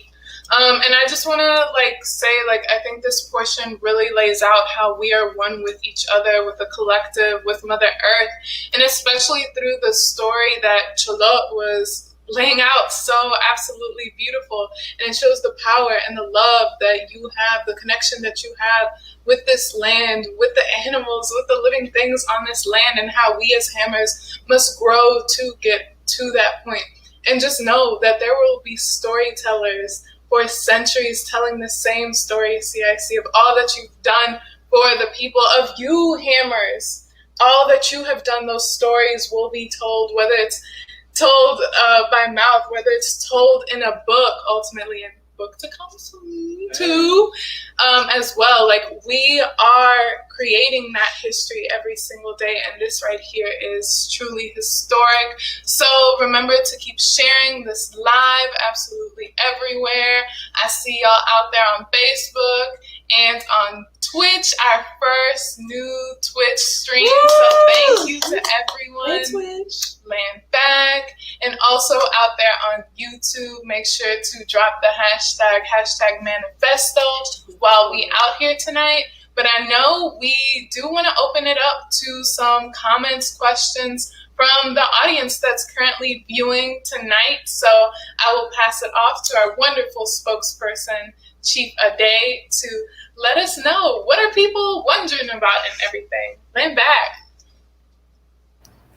Land back, Chief Amma. All right. The first question that I'm seeing in the comments is the following. Why do you think it is other organizations don't talk about the earth like you? I think this is for Commander Gazi. Land back. That's a great question. Thank you so much, Kimmy. Hope you're having an amazing day. Like, when Chief Amalisha was speaking about how you see the world, Gazi, how you see life, Gazi, how you see living things, Gazi. But to be honest, I believe in my heart that, and we say more in the manifesto about how we are all the same. I believe that it's not to see it like me, it's to see it like how you were supposed to see it before you were ripped from your true humanity and connection into this planet and made into a commodity, a thing that to pay bills. Mm-hmm. So how can you think about, we are still poor, working class, colonized people. But today we had our landlord harassing us, right? Today we had our landlord banging on our door, right? Today we had our landlord calling animal services on our pets, right? This is a consistent everyday thing for our people of surviving and of thriving and doing and trying to stay away from dying all the time. You feel me? And so how are you supposed to think about anything else when you are caught in a place of fight or flight every day, every hour? And this is what colonialism does to us. It has ripped us away from this connection. But this connection is in all of us. And so to say about those other organizations, because they are still tied to the colony. They still believe in the colony. They still believe in some part of the colony. Because if you are completely teared away from the colony and you are completely trying to reconnected to the purpose of what you are supposed to be doing, how can you not connect that to the rhinos being extinct, right? And how can you not see that as an issue for you? How can you not connect it to all of these things that are going on in this world, right? This planet dying. And we'll speak about it more often, but it is colonialism's fault at the end of the day.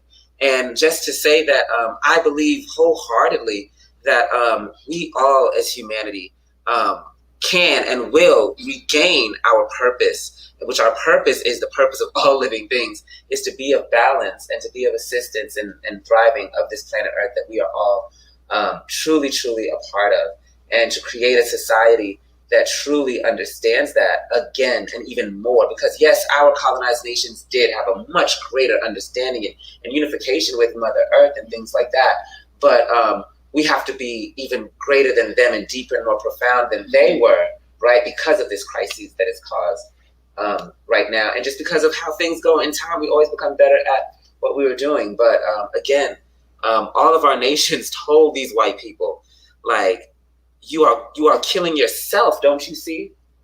Like, you are killing yourself, don't you see? This rock, it's this rock you call gold, okay. This rock you call diamond, okay. Like, what is this thing? This thing that has turned you from this body of earth that is part of it into a cancer of the planet, right? And then what cancers do is not just, when I say a cancer, I mean white people are a cancer. White power is a cancer. Okay, it is you have become the parasite of the planet through this system. This is not me trying to be rude. This is a fact. And what cancers also do, though, cancers turn the body against itself. Even the good cells, right? Even the good organs against itself, right? Has it overproducing, underproducing, attacking others, things like that, right? And so that's what it has all of us doing, right? Mm-hmm.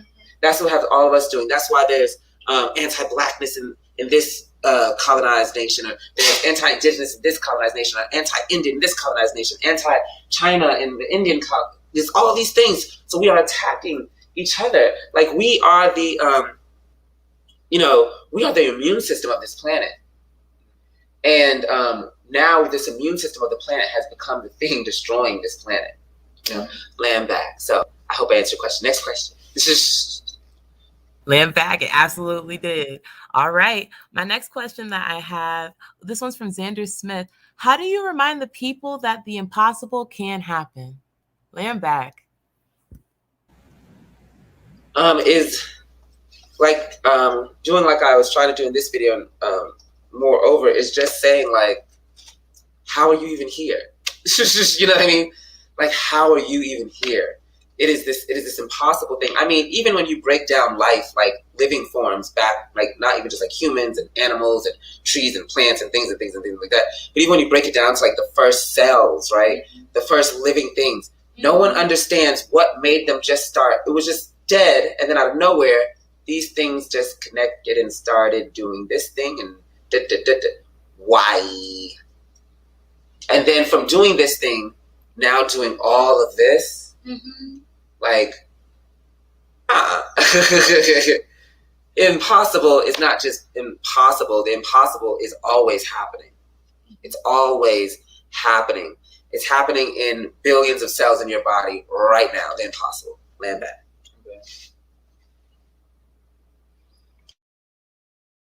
Ooh, I like this one. Land back for CIC. What are you most excited about when you're in Hammer City? Land back. Self-determination. Self-determination.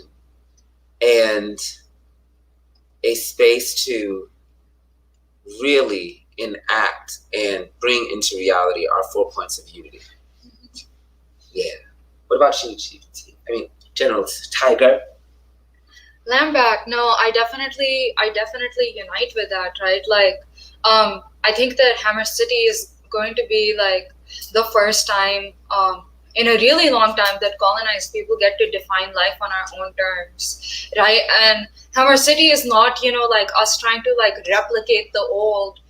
It is because we understand that yes, some of our cultures had like these amazing ways of existing with the planet and with each other, but being dialectical materialists, we know that we can't just replicate the old in a world that is no longer the same. And that's what excites me about Hammer City is like to see the brilliance of colonized people all over the world come together and produce that new way of being, right, that has never existed before, right? Because a crisis like this has never existed before. This particular situation in time that we are in has never existed before, right? And what we will produce, many years down the line will seem like an impossibility, right? Because many years down the line, they won't, they'll know what happened, but they don't know what exactly happened. Every little decision, every little push that each of us received, every little comment that we heard that guided us, and Hammer City is going to, it's going to be that project that's going to seem like an impossibility. It's going to be like the combination of like all of our brilliances and like the brilliance of our ancestors coming together. That's what excites me about Hammer City. But I mean, I could talk about it forever.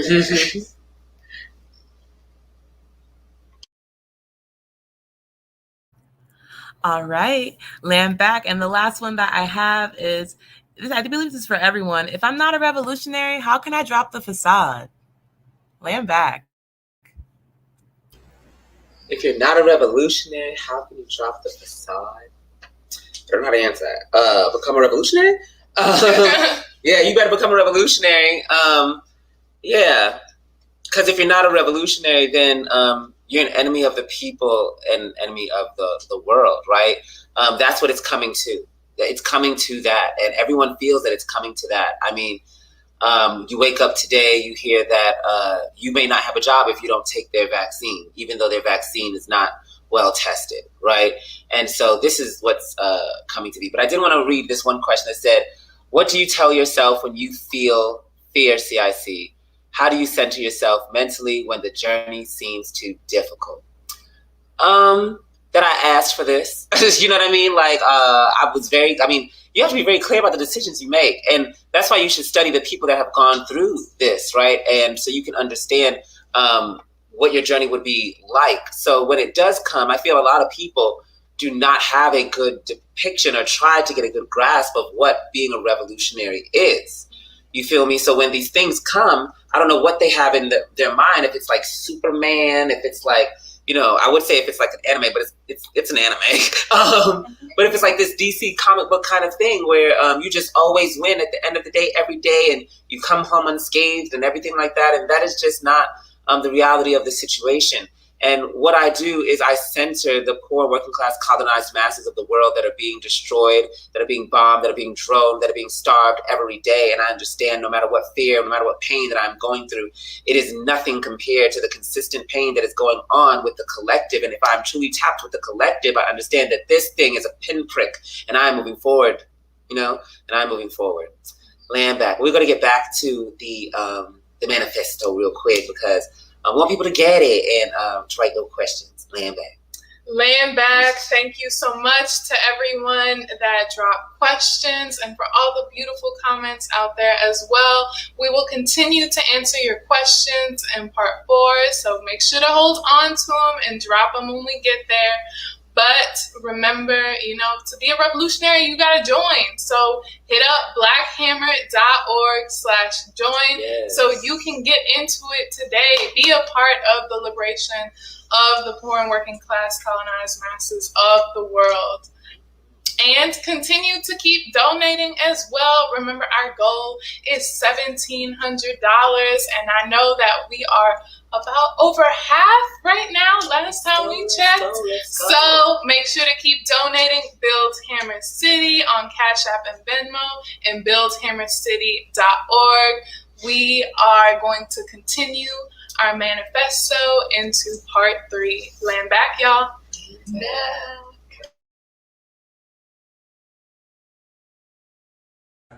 I had a black trans man coup leader rip into my organization named Z. Remember that, sir? Show sir face. Show her, sir. Okay. I'm gonna show you who this organization really is. Oh, y'all want to challenge us to not be open? That's why we don't care that our reports are out. We made those reports, and the reason why they're saved is for history's keeping. So our people can see how bad the fuck they are. Thank you. But do not worry, we will start to make, where's my education propaganda? Start making our reports public. Start making the things that you can, no secrets of things, but we haven't done no secret, and we don't do anything illegal. We believe we could do this until the system is crumbling, and we will wait, and then we'll partake. So any which way. What was I saying about this? Mace. What about Mace? Z, thank you. Also, side effect from citalopram I took from clinical depression is my short-term memory's a little fucked, but don't worry, I always have somebody around me and I always ask the question and then they help me, right? Yeah. Because that's my mental difference, not my mental disability. That would have crushed so many and made them pause. Oh, I'm Nicki Minaj. You see me? Burns.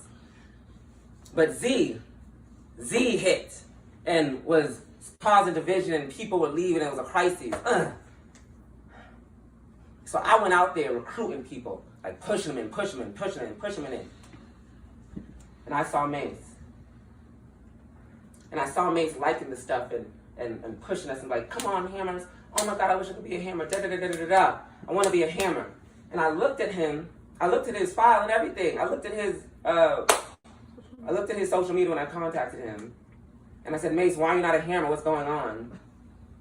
And then he was like, see, I see, I have like colonized heritage. You know what I mean? I have like colonized heritage, but that I'm so detached from it. Like my parents don't speak Spanish and stuff like that, but like they're indigenous, but they're light indigenous too because they've had white in their family too, I was like, well, I see it. One, I said that, right? I said, well, I see it.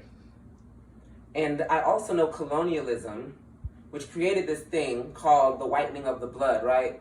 That is in the indigenous community, that forces indigenous women to have sex with white men to have whiter children. My auntie Libya that passed away told me about it, from Colombia. She married an African. Guess how pissed they probably were. But no, her sister and stuff like that, like Love does. But in case you see this. But she taught me about that. And I was like, what? And she said, yeah, this is why I don't know my indigenous language, you know, from Colombia. This is why I don't know my indigenous spirituality and all these things. I don't know these kinds of things. And this is why I look so light.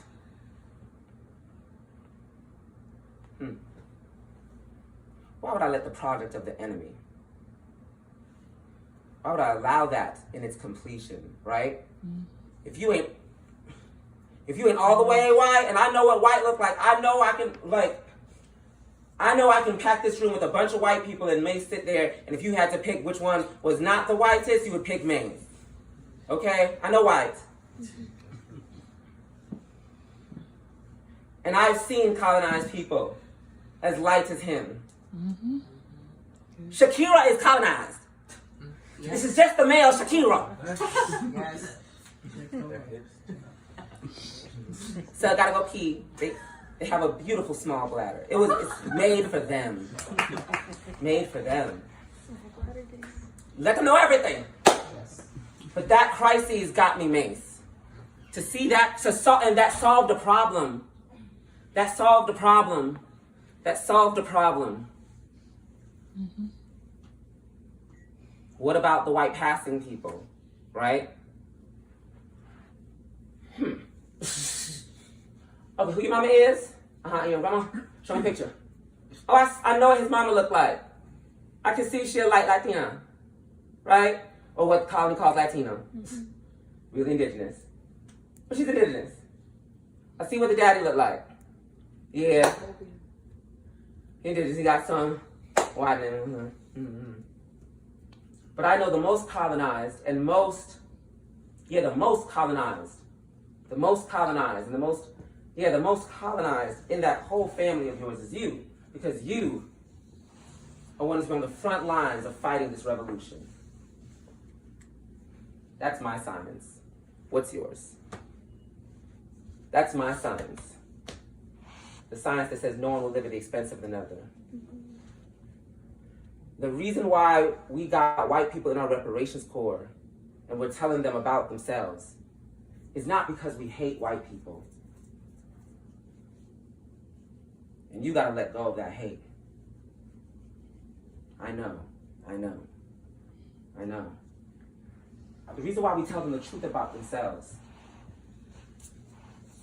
is because no matter how fucked up they fucked up, so bad, you totally detached from all of us. You totally robbed all of us. You slaved all of us. You raped all of us. You bombed all of us. You droned all of us. You made a capitalist system that got my daddy to rape me just so you can have so much. I'm telling you the truth about yourself. Because I gotta love you and say you're a human too. Fuck. Wish I could say you were an alien of how much you fucked up. But you are human. But for you to regain into humanity, I have to tell you how much you fucked up so you know how much you've got to do to overturn that fuck up. That's why I say what I say about white people. I don't do it out of hate. I do it out of love. I do it out of love. I do it out of love. I love all living things on this planet. And fortunately for you, that includes you.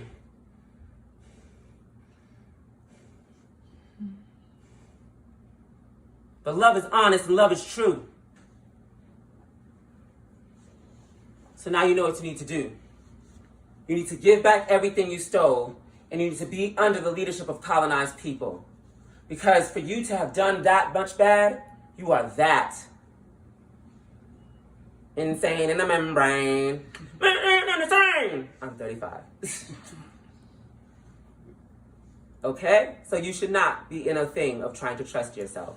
You should see that we are in this predicament of the world ending and climate change and the economy crashing and the virus everywhere. Look what you've done to the world. It's time to let it go. It's time to let it go. It's time to let it go. Because what I'm doing is letting you know you better let it go. Because if you don't, you're going to die with it. And I know that's a scary place for you to be, but that's a place you've had me for my whole life. In a place where I've had to solve a problem or I'm going to die. Yes. Or I'm going to die. I better get that job right now or I'm going to die. I better lay with this man or I'm going to die. I better not let him use a condom like he wants to or I'm going to die. Now I'm scared the next day and for 30 days until I can take an HIV test because I'm scared that my number's up. But I know life sucks, but I want to live. I want to live. I want to live, but please don't let this be the end. Is the psyche that I was in the majority of my life. And that is the psyche of the majority of 98. Well, no. The colonized masses, poor working class colonized masses make up like 90-something% of the world. I ain't got time for math. Okay. Back to play. This is actually when I'm not on a play. I just want you to very much understand. When I'm in front of y'all, and I'm in front of the people like this, I have to smoke weed to tell that me that says, you don't deserve love, hide, to be quiet, and for me to lean on the collective. I don't get high to escape. That's why I don't smoke a lot. I took 1 G. I don't need to get, I need to get open just a little bit. Just open just a little bit. Just a little bit.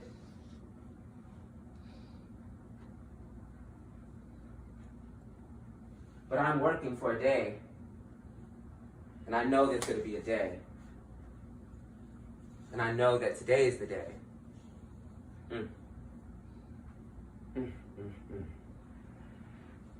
That we are going to embark in creating the world where people are going to feel like this, waking up every day, and better. And they're going to feel as honest and as vibrant and as open as they can be about everything, and feel loved, and feel victory, and feel encouraged. Come on, son.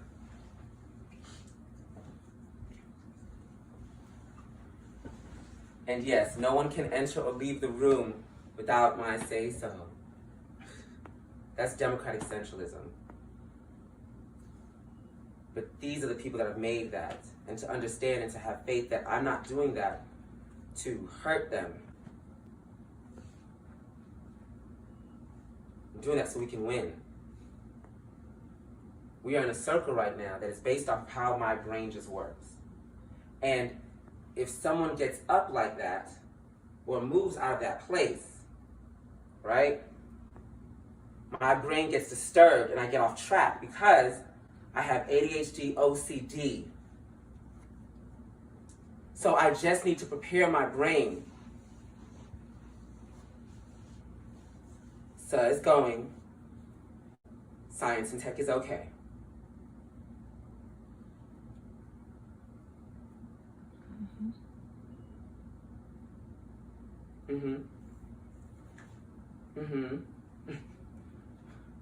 Mental differences.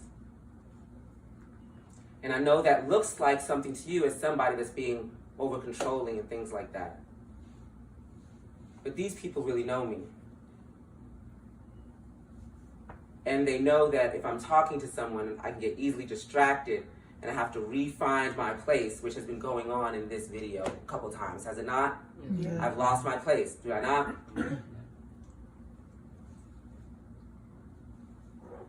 So that is why, and they know that. But anyways.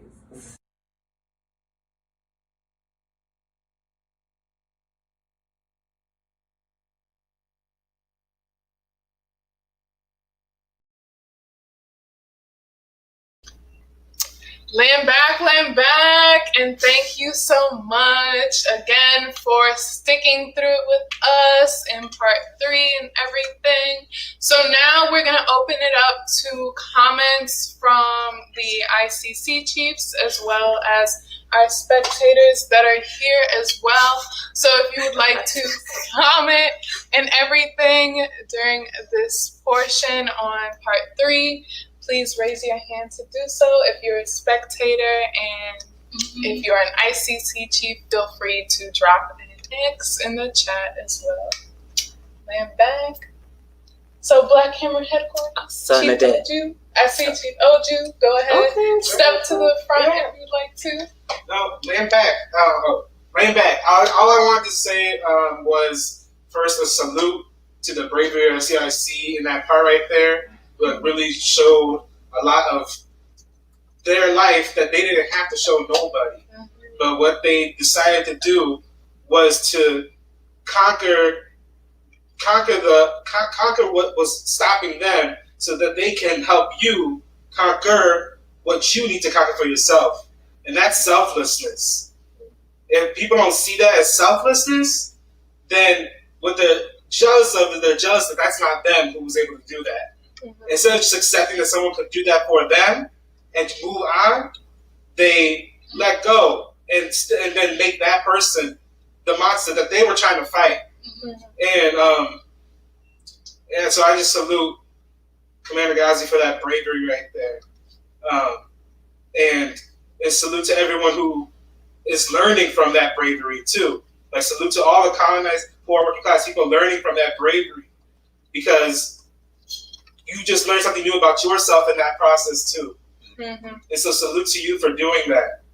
And like, just like as you know, we're proud of Gazi, we're also proud of you too. For those out there who are watching and listening and coming to that realization for themselves. So yeah, I just wanted to say that, man. I'm back. I'm back. Thank you so much, Chief Oju, and I really love and appreciate you very much. So, land back.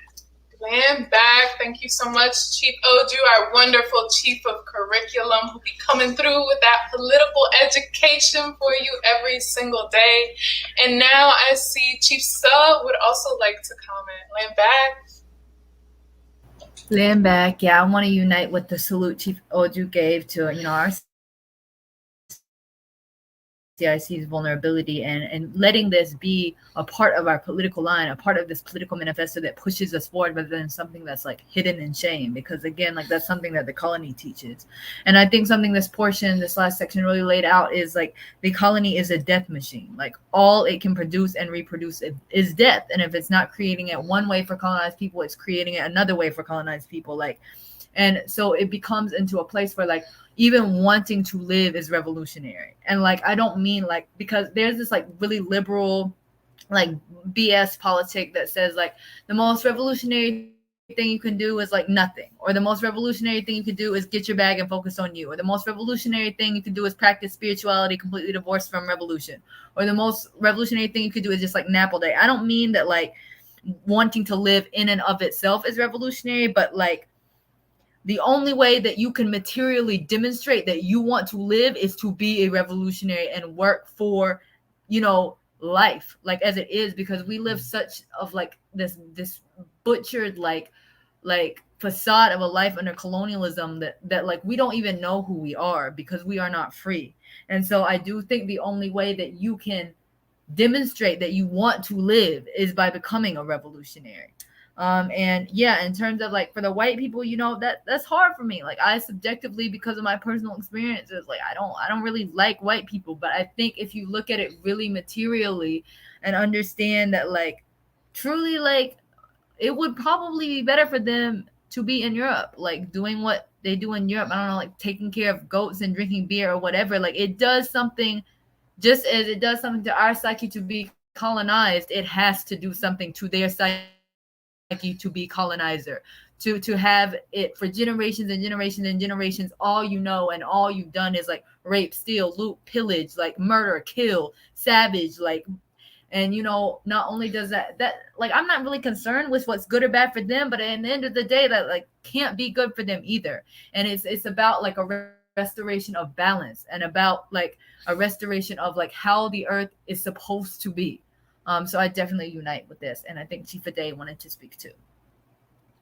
Land back. I wanted to really echo all of those salutes, especially like, it's like Commander Gazi, this isn't the first time that you laid this out about Indigenous people from like mixed or biracial heritages, and it's been really powerful for me, like being able to learn that, because I've been able to win a friend that way, like a friend who like she's African too, but like one of her parents is a colonizer, and so she's very, very light skinned, and like I was able then, because y'all don't know, if you don't know Commander Gazi, the real Gazi has been saying all of this for months. They just are very gracious and pull it all together in a nice little video so y'all could watch. But if you want to get the real, you could just join Black Hammer.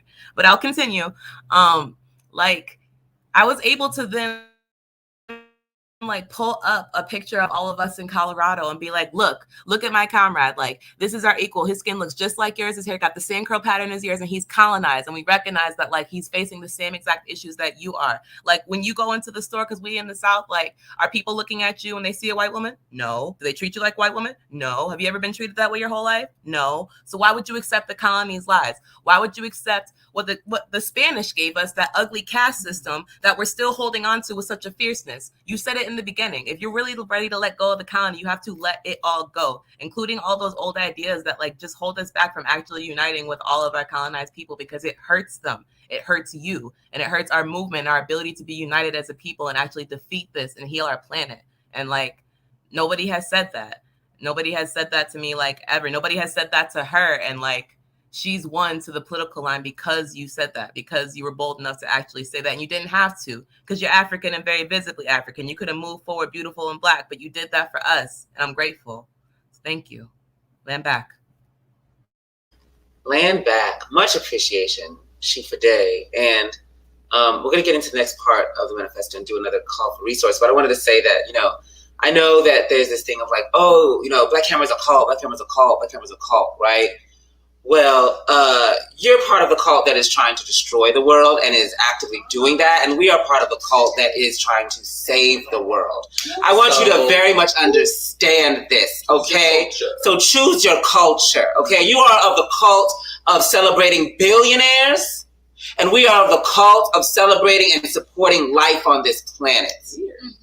So if that is the cult that needs to celebrate and free the world, a cult of saying that we are not disabled, we are equal, we are different, a cult of love, a cult of change, a cult of freedom, a cult of people that say you need to be the brightest you need to be, the cult that says be free as long as you do not hurt or oppress others, the cult that says we do not want to live at the expense of one another.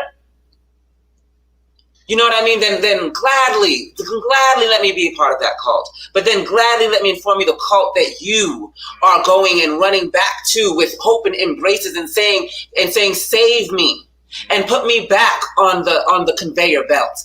Put me back on the paycheck. Put me back on the paying of the bills. Put me back on ignoring the fact that this planet is dying. Put me back on the fact that this system that you love so much with full embrace is crumbling. And when that cult dies, and when that cult can't feed you no more, the reason why you like that cult, you dumb bitch, is because it feeds you, don't it? It feeds you, and it clothes you, and it houses you. But it clothes you with your own skin that it's ripped from your mother and your father and your grandmother and your great-great-great-great-grandmama. The reason why it can house you is because it has bombed and droned your people and ripped the freaking resources out of the soil so violently and horrifically that nothing else can grow there to give you that house. We are part of the cult of clothing you, feeding you, and housing you in a system that is not at the expense of anything. We want to feed you, clothe you, and house you. And when you have your clothes on and you look at the tag, it doesn't say made.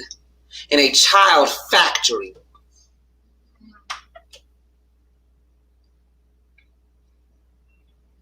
Your cult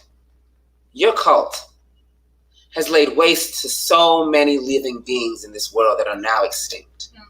Your cult has laid waste to hundreds and hundreds and hundreds of millions of lives destroyed and murdered and killed. Your cult has successfully genocided countless nations of people that we will never see anymore, that are totally gone of existence. Do you understand this, colonized people? We have lost colonized nations already through this system. Your cult has done that. Yeah. At worst, this cult has made you feel bad about being a piece of shit that can't take yourself out of the center. And that's why your life ain't nothing but consistent contradictions. Close your legs to married men. Land back. Land back. Thank you so much, Commander-in-Chief. So, as you know, we are the ones saving the world. Get on the right side of history, y'all. So I will pass it off to our wonderful Chief Fatih to lay it out to us how we need to continue saving the world through building hammer cities in every single corner of wonderful Mother Earth. So let us know, Chief Fatih, where we at? Land back. Yes, the donations coming in. I'm not shocked because this is so powerful, right? CIC lays out the cult of white power, the cult of Betty Boo individualism is not the way. And the way is for poor colonized people to get their resources together to build true liberation for themselves, right? True dictatorship, control over their lives, labor, resources, and land, right? And doing that, donating to Hammer City is doing that. Remember, you can donate to Build Hammer City on Cash App and Venmo, and you can go to buildhammercity.org, and you will be able to donate right there from the website. Again, if you can donate now, please share wherever you can. One of the things that I was thinking about as I was, thinking what it is that I can't wait for Hammer City, it's really, it is really a beautiful young little comrade that I know who is smart, who is inquisitive, and who's a place to run and be inquisitive without the ills of colonialism, right? The ills of some ridiculous education system that will label them, right? That will keep them that true brilliance that they have, that leadership that they have, that building Hammer City and having him in Hammer City is just going to be a light, not only for him, but so many other children in the world that have been displaced, miscategorized, absolutely everything that that just continues to just pain colonized children and colonized people. And it is just great to think that colonized people everywhere will have a chance to really build for themselves, right? To really explore on their own, to really give us the ability to be the great people that we are and that we once were. We are so bright, right? If you've ever seen any of the TikToks, y'all know, right, that all the science that we've had has been taken from us, right? This gives us an opportunity to, have land for ourselves everywhere around the world and really just show our brilliance to our people. Right now, as an organization, right, you've seen these water filters that are that we're building to ensure that our people have clean water. You donate to Hammer City, you're poor colonized working class, and you come to Hammer City, you don't have to worry about dirty water. You don't have to worry about someone coming to your house with a rent slip, late rent payment, right? You don't have to worry about running from the pigs, right? It is incredibly amazing. Oh my God, we got another $250 in reparations. Thank you, Recruit A. yeah, we have this opportunity to rip out of the colony and really build for ourselves. So keep pledging, keep donating, and keep sharing. It is important that you share, because every time you share and a colonized person sees, they see, I have an opportunity. We have an opportunity. We can get out of this colonial system and we can build bigger and better that the colony could never, right? Like, we can see crumbling everywhere, right? You just on a surface level, you can go outside and see roads are trash, right? Just on a surface level, you know that the water sometimes will just get cut off. On a surface level, you know that if there's another pandemic, what's going to happen, right? We know that this colony can't take care of us. We know that this white power system can't take care of us. And the only way that we can take care of ourselves and each other is to continue building this Hammer City project. So I want to see more donations come in. We're actually, before that $250, we were at $959. Okay, we are close. We are always, hammers will take nothing less than meeting or exceeding a goal, right? So it is time for us to show the people that we are serious about this project, to show the people that we care so much so about them. And so much so, thank you. Black Hammer Defense has got another $10.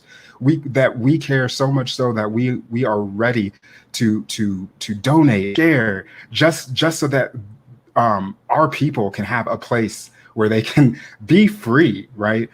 One of the that I love about this organization, and one of the things that CIC talked about, was understanding what freedom was. When I joined this organization, I could see it, right? I've never joined any other organization and has been serious about it because I knew they weren't kidding. Thank you, McKeon Romo, that pledged $10 on Friday. I really appreciate that, right? I got $5 more. Thank you, Chief Suh. That's the International Chief of Science and Technology. Look, y'all, the Science and Technology Department is doing so much. I cannot. I'm sure that when we have our Hammer City, we will have our own our own infrastructures to combat, this quote unquote 5G that we're quote unquote getting, right? We are going to be able to build so many things, so many in China has become a technological prowess, right? Due to their revolution, due to understanding that putting the people first is where it's at, right? Because everything that they do is for the people, all right? And so I will go ahead and pass it to Chief Amalicha. Thank you very much. Keep donating, y'all. I want to see that come in, and keep giving those reparations. Land back. Land back, and thank you so much, Chief Petit, and to everyone out here donating tonight. Remember that Cash App, that Venmo is Build Hammer City, and that website is buildhammercity.org. So make sure to continue donating, and I see you, Reparations Corps. Everybody in here, keep sharing, absolutely everywhere with the hashtag Manifesto. And so now for tonight's rally, we will be diving into our final part for this manifesto, part 4. So land back and make sure to drop your comments and questions in the comments so they can get answered by our wonderful Chief Ade and the rest of the crew here. So direct your questions to absolutely anyone. Land back. Land back.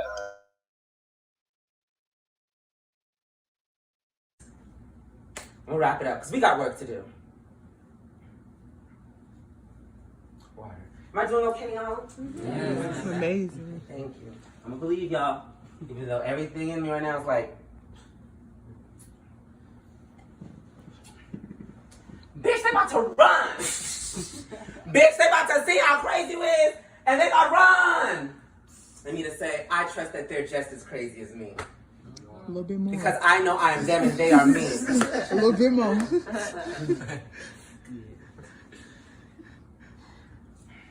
And what is crazy? What is crazy? Someone that can bring you hell 1 minute and bring you heaven the next. My mama.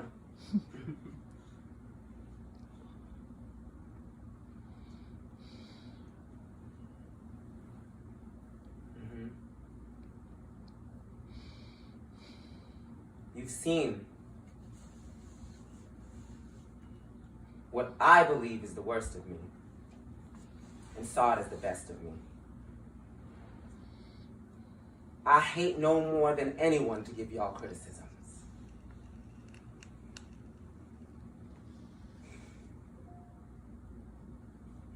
There's nobody that beats up on me more than me when I give y'all self-criticisms. Am I lying? You're not. Mm-mm.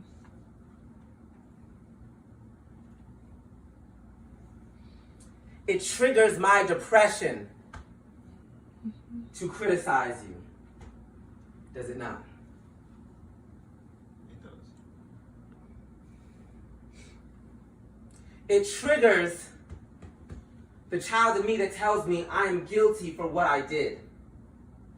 See? For what my father did to me. See? It triggers it. This triggers it. Because this is kind of like this parenthood situation.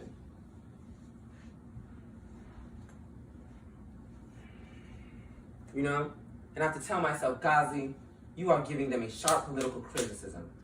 Because if you do not, you are setting them up to die, to die, to die, to die.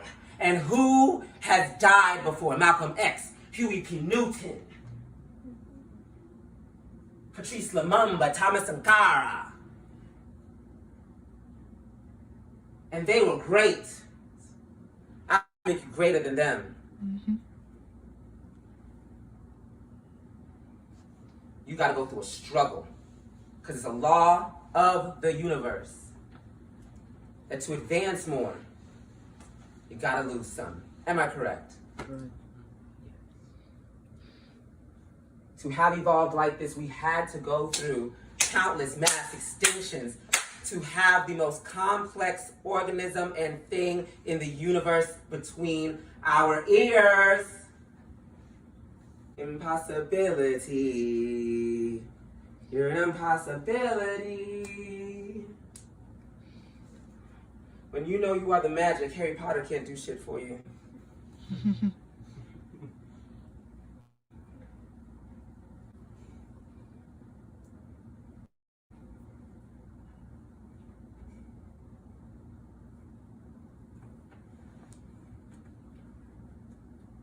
I do it though. And then I fall into that, Shagun, did I go too hard? When I say that, like after a meeting, girl, I'll be coming to you and I'll be like, Shagun, did I go too hard? Shagun, did I do all right? Yeah, Gazi, you did. It did hurt. But doesn't say, but backs it up with dialectical materialism and the science. It did hurt. But like you said, this contradiction occurred, and this is actually what they are doing. And these things are showing that they are doing what they're doing. All you did, Gazi, was tell the truth. And this is the truth. Look at the material. Mm-hmm. And that's why I trusted in him to be the first one I told. Because I knew that he was going to tell me the truth, even if I liked it or not. Even if I liked it or not. Tell me the truth about me, at least. You know? And tell me real deep truths about himself. So deep, so deep, so deep, so deep. But I believed you.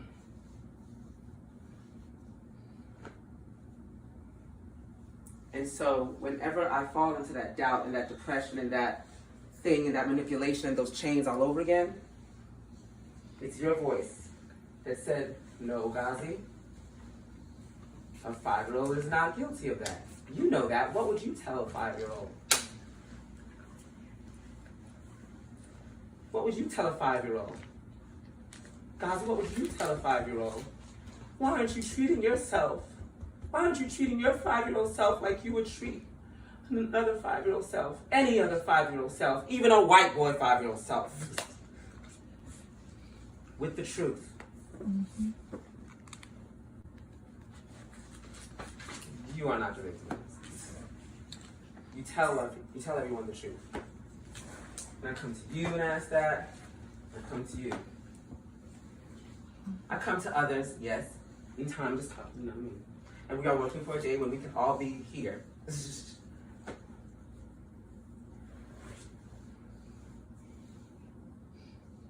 And today I hope I showed you, T. You know why I like you? Come here, T. You know why I like you? Because you're honest, even if it hurts.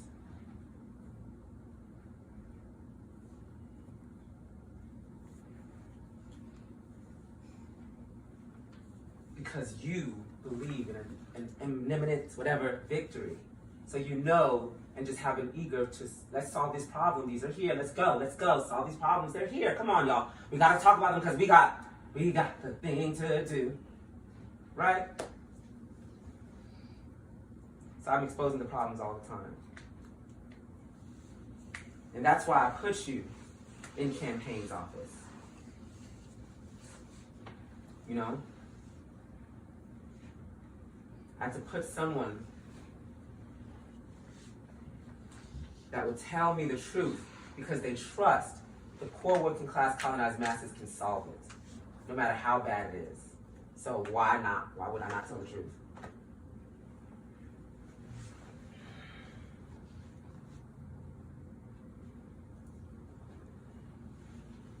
And that be annoying y'all with T.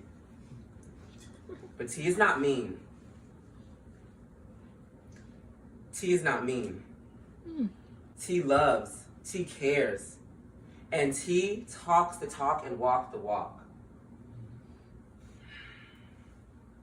The vision of myself is a lie.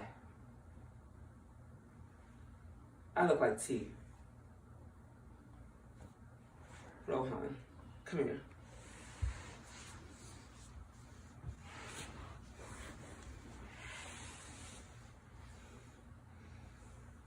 I look like Rohan.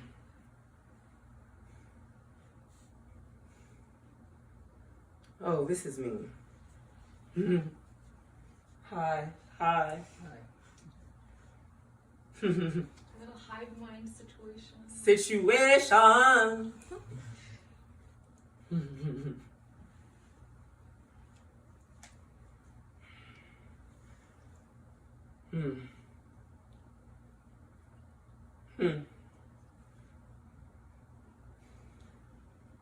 And these are some really great and good people with contradictions.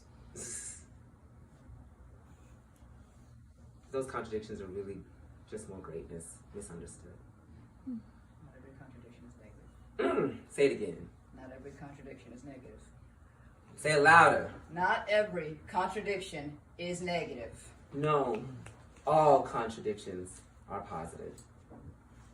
Because we are the impossibility. That's where the development goes. See, I still got something to give. You know, I'm almost 35. You ain't gonna advance on me like that, just me. Alright, love y'all. No, love y'all. And I'm gonna wrap this up now. I didn't know I was gonna do this when I did this.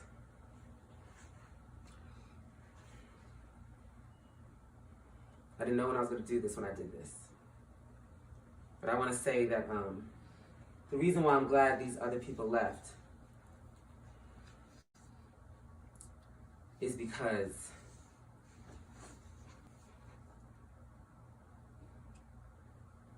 they were only prepared for wins. The petty boo is only prepared for good days, and bad things they ignore. They ignore to give a presenter. And we're not supplying for that presenter.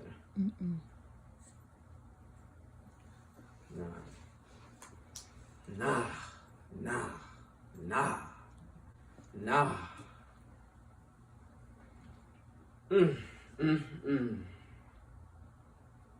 No, we want it all. We want the real thing. No matter how it scares y'all and the humility that comes with it, We want to live in the collective. We want to live in a house together, organized. We want organization. We want selflessness to the most selflessness. Yeah, we want to be people we want to be crazy people that think about the life of an ant equal to the life of mine. Mm-hmm. That is the crazy that we want, because it is the most sane. Yes. The most sane. Mm-hmm. And anything that is not that needs to be rectified to that most sane. Needs to be educated to that most sane. But we are letting you know, so you know, one day,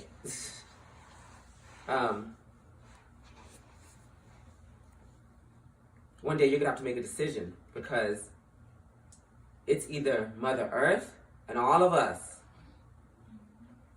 or you. Because this climate change, the economy, the virus, the propaganda, the white power, the colonialism, the drones, the pollution, all of it is pushing us to a point where we're gonna have to do something big.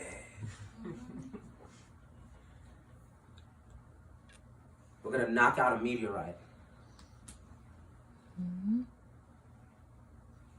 So what you need to do is chunk off. You don't get to join our planet yet, jump off, become part of that solar system first, and then slowly but surely, you'll come back in after we burn the nasty shit off you, and whatever is left from the, white nationalist and class suicide, that can rejoin our atmosphere and be part of planet Earth. Isn't that how it works? Yep. Woo, she's smart. I'm smart. Do you know this school system told me I'm not? Mm. I barely made it through high school. Not because I wasn't smart, it's because I was colonized, getting beat by my father every freaking day. And this system wasn't solving that. My schoolwork wasn't solving that. And that was the thing that was heavy on my mind. Mm. How can I be doing anything if that is the heaviest on my mind? And that's why I'm so good at this. Because now I get to solve what's been heaviest on my mind. Not why am I hurting? Because you get that already as a kid. But then also, you're then manipulated not to believe that you're hurting. But there's pain there. You need to understand, what's this pain? I have pain, but no information for it. I'm feeling pain. And when I look around, all I see is pain. All I see is pain. Then I understand that I feel pain because all I see is pain. And for me to not feel pain, all must feel good. This ain't no charity work. I'm trying to get well. Land back, and that's why we need freedom now, because I'm going to be free like that. I'm going to be free like that 24/7 and not need weed. I'm going to be free like that 24/7 and not need micro-dosing shrooms. I'm going to be free like that and not need caffeine. I'm going to be free like that. I want that feeling when I wake up, and for that to happen genetically in me, physically in me, it has to be in the word, it has to be in weed. I just want to be happy. Mm-hmm. I'm fighting because I just want to be happy. Mm-hmm. I just want to be happy.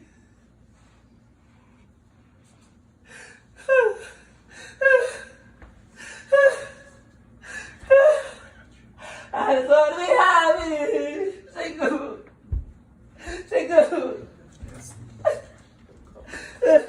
I just want to be happy. I just want to be happy. I just want to be happy.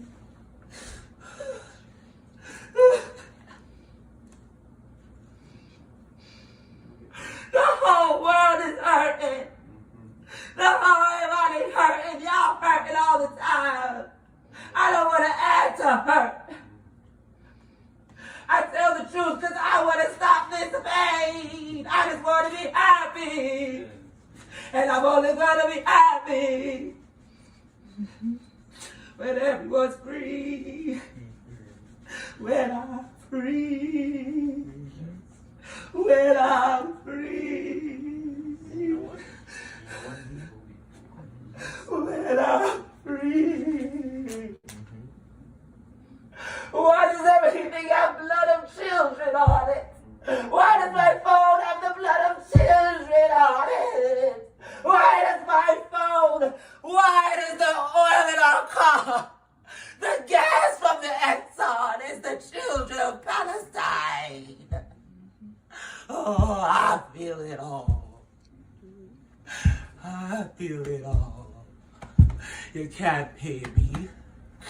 You can't pay me. You can't pay me.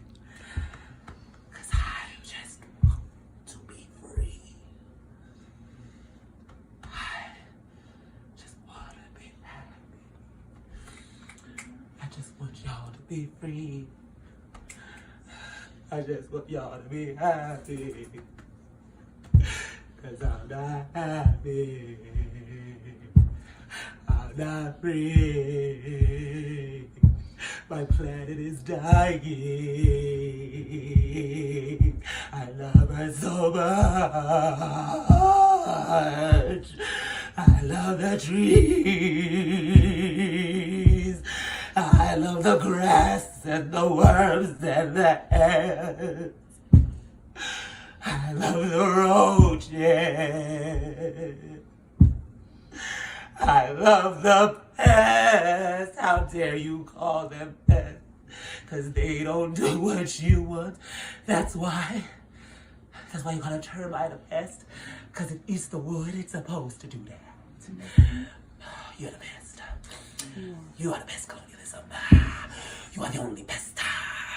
You will be removed. You are the only pest. You are the only pest. Termite is good. I am good. We are beautiful. We deserve to be free. I deserve to be free. I deserve to be happy. Yes. And I'm in the work to make us free and happy. I'm coming, Mommy. I'm coming, Mother Earth. I'm coming, Mother Earth.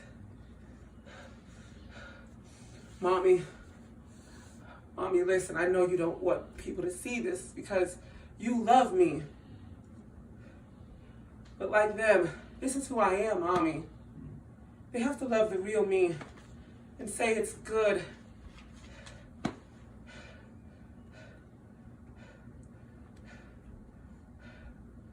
Like I love the real you and I can say it's good.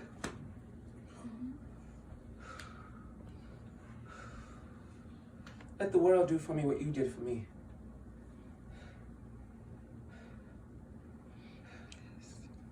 To see someone only trying to make me happy. No matter what you did, Mommy, it wasn't going to work. I have to solve colonialism. That's what's going to make me happy. That's what's going to make me free. You too. You too. You too. So you can see what I said about Daddy and you is true, because I'm sure you're not going to accept that, but it's okay. I'm telling you the truth because I love you. And you hate all this because it's public and you're a private person.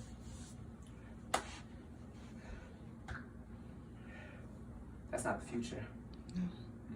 That's not the future. That's why y'all like reality shows. It's not a bad thing why y'all like reality shows. You want reality. And reality show, even if it tries to, it can't because there's just so much from that screen.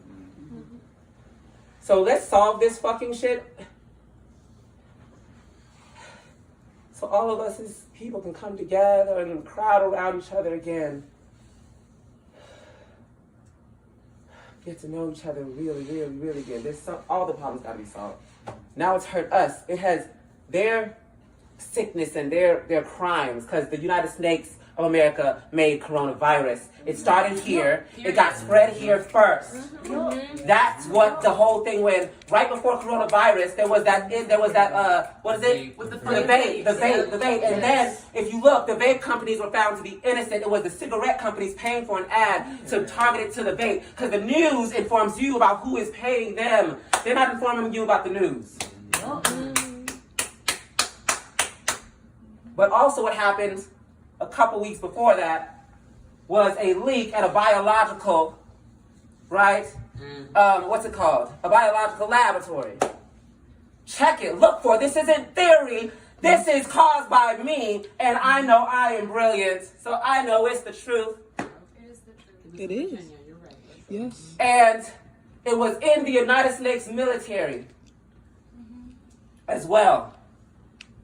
And they had a contradiction, and that was given to the United States of, hey, we are causing a pandemic right now, and it's happening. So it's a crisis because we're in a crisis. Yeah, the laboratory is unable to be paid for because you are using all your resources for a war because you want to eat, but you don't pay infrastructure, and so we're breaking. Mm-hmm. And that's just one lab that broke. Labs are breaking, and they're calling it variants. Mm-hmm.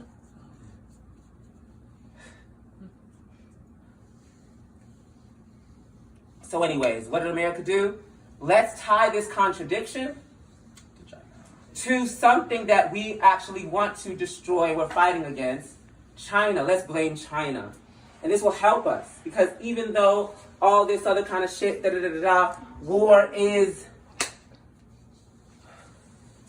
profitable. It is. War is profitable. A world war is profitable. That's what they're going towards. Yes. And they keep acting like it's between Russia and China. We all know it's China, though. At the end of the day, it's China. That's how the system solves itself. More violence. It always does. Mm-hmm. So that's why they were attracted from Afghanistan. Because they're getting ready. And they're getting other nations ready. And they're trying to get the populist mentality ready to hate China. We're going to do a world war. Mm-hmm. And get y'all's bodies ready and your kids ready, because it's never going to be my kids. And they do that to you too, Whitey. Talk about it. They do that to you too, Whitey. And you think Trump give a hell about you? You think Joe Biden give a hell about you, Whitey? Talk about it. Because if they cared about you, they would solve and heal the planet. Mm-hmm. And white people, if you really love the planet and yourself and everything, you would want to be under the leadership of colonized people, destroying this system and building a world where no one is expensive of another. That's why that is the test. Because we're not going to let any more come through that. And colonized people, this is why I'm hard on you. Don't you want to be like me? Yes. Don't you want to be like me? Yes. Yes. So that's why I do all this.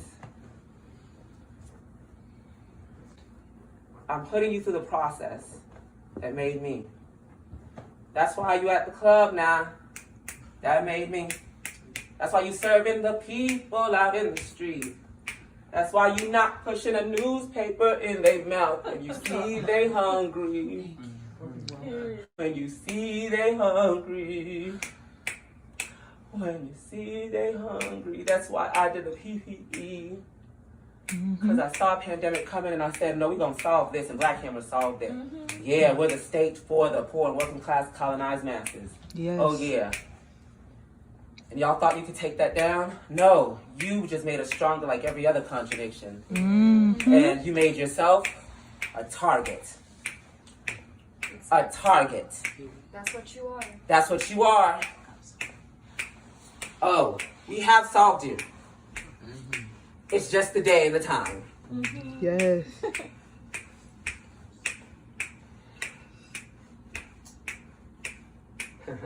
Just a day and a time.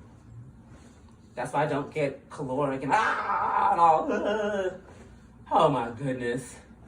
Number 24. Okay, what's going on in the Check your news? calendar. Circle. But until that day, when we're in a room together, until that day, when we're in a room together, we will be in a room together. Just you, me, and defense. And so, by your own free will and choice, dummy,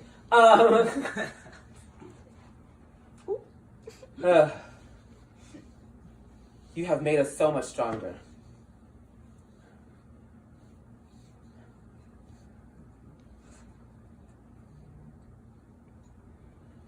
Because now, look what I've done. Look what you're going to be able to do one day. Just be your total self. And it's a process because I'm finding out new things about me every day. So I got to update y'all. All right, y'all. And this is why we say touch one. Touch all. Because when you touch one, you touch All. not humans, but animals and All. all. And All. I love y'all. Love you too. And land back. Land back.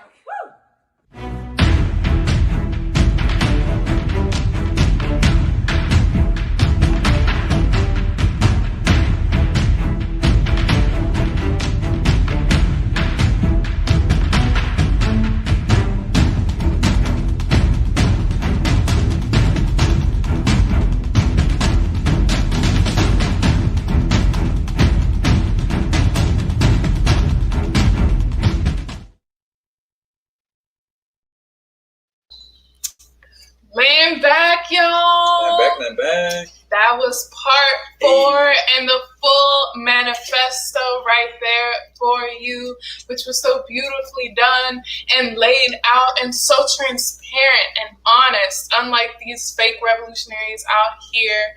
But we saw what it means to be a colonized, poor, and working class revolutionary, what it means to engage in this anti-colonial struggle, how it affects us, how it affects the experiences that we've gone through for centuries, that we have felt come from our ancestors, have felt in our current lives, and that we know future generations will continue to feel. But in liberation, which our future generations will feel, which we will feel in this lifetime, and we will get there as we continue to organize our people. It's something powerful. It's colonized unity. It's colonized collective brilliance. And our commander-in-chief laid that out so beautifully in this manifesto. And it will be seen by the rest of the world to understand their beauty, to understand their brilliance. You colonized person, you are brilliant. You are beautiful. Remember that.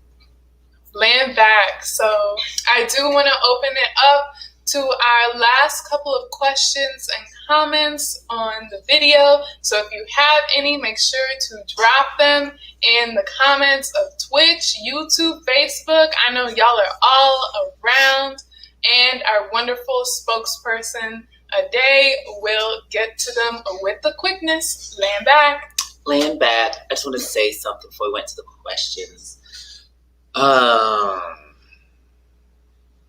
This was really, obviously, I don't think I think everyone gets that this is not an easy thing to do, is to be this open, because, you know, you're afraid.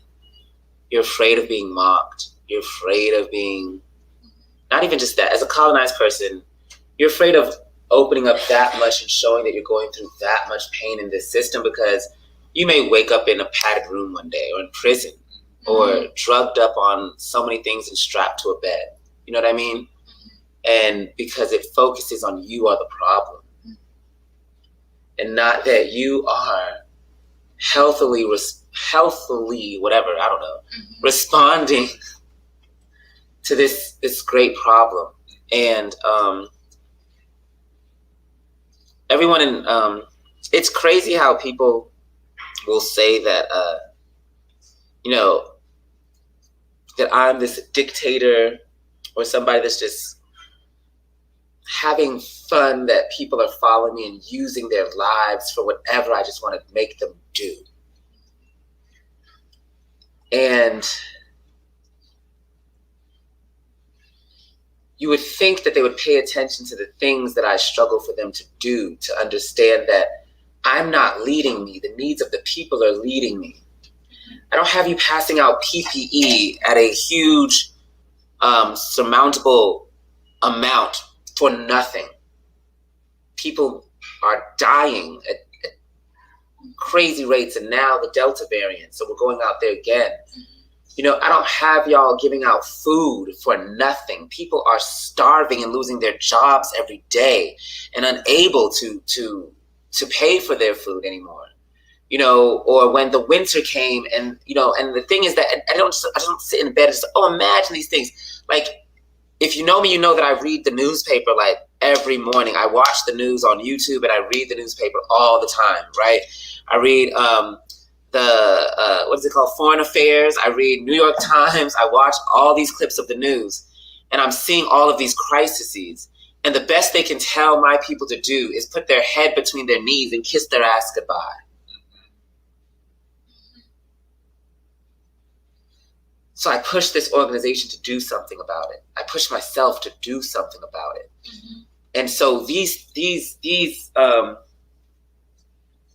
ideas, these way forwards, these demands, whatever, do not come out of thin air. Do not come out of me just trying to entertain myself. Like, do not come out of any of these kinds of things. Like, one, I'm not what you would call a people person. Like, most of us, we are introverts. Like literally, my best times is by myself. For real, for real. I'm sorry, I still haven't met somebody that can give me a like me. You feel me? You hear what I'm trying to say? Okay, I love me some me time. You know what I mean? And so controlling people, like, that doesn't get me off. You know, and I never feel satisfactory enough with all the help that we are giving, because I hear 2 million pieces of PPE. But I hear 2 million dead. I hear about millions of people being pushed into rivers and lakes in India. I see mounds of bodies burning in India. You know, I see people laid out on the streets dying in Brazil.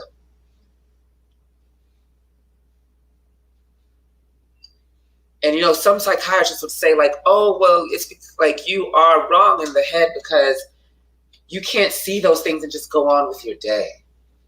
I think the people that can see those things and go on with their day are the ones that are wrong in their head, because there's a child in Brazil crying for me to help. Mm-hmm. There's a child in India crying for me to help. And I can't get to it fast enough yet.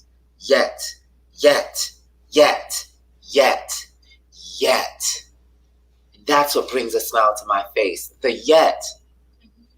But yes, there is a pain there. There is the curse. And I wanted to show the curse, because so many people see the Black Hammer organization and see all these amazing things we do, and like, oh my gosh, they're everywhere. They're doing all these things and they're jealous of it or whatever. They're jealous of it. They're jealous of it. Like the BLMers, they're jealous of it because they don't have anyone looking to them, and because they want a fame of it. They want a power of it, but they don't have a pain of what's going on in the world and want to heal that. And it's these protesters, these activists, these organizers, these self-proclaimed revolutionaries, these Ajama Barakas, these Patrice and these BLMers, and they're fake. And I knew they were fake when I was around, because I've been around all of these people, the D. Ray McKessons, all of them. I've been around them. The Sean Kings, I've been around them. The Dr. Umars, what's that other one that be on Twitter? He made those stupid 3 documentaries. Whatever. Irrelevant. But like, I've been around of them, and I know they're fake because they not feeling pain like me.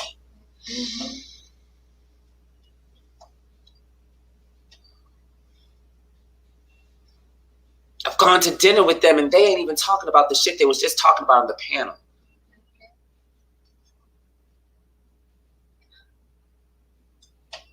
And if it is not this pain, and if you're not feeling that pain that is so true that we should all be feeling, that is driving you, pushing you forward, then it gotta be greed. Gotta be selfishness. It gotta be self-importance. It gotta be a want of fame and money and glamour.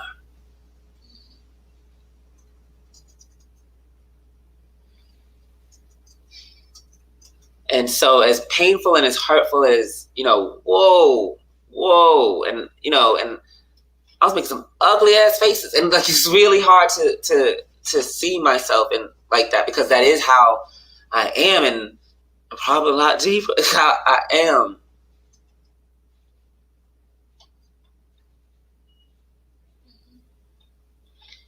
It's my verification. It's my blue check.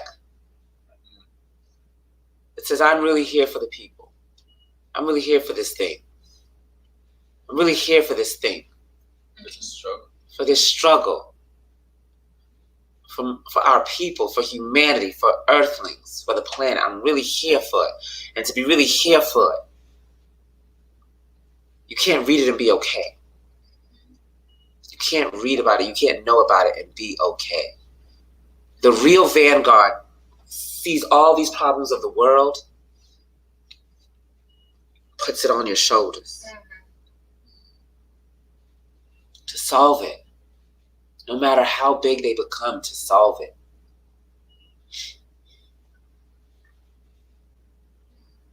I think about mothers from the Middle East and Iraq and Afghanistan and Palestine and Somalia and Africa, and like I think about them holding the bodies of their children, screaming.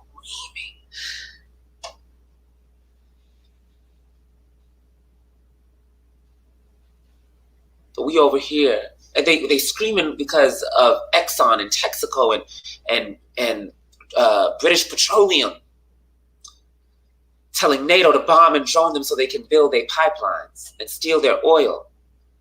And we are over here protesting about gas prices are high.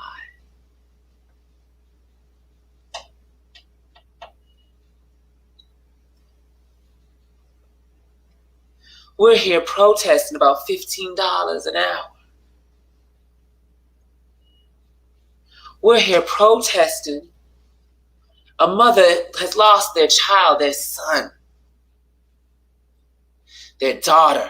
An 11-year-old, Tamir Rice, shot and murdered with a toy in his hand from a swing. And we are here going out in the streets because after all these millions of pigs that got away with it, one got 8 years.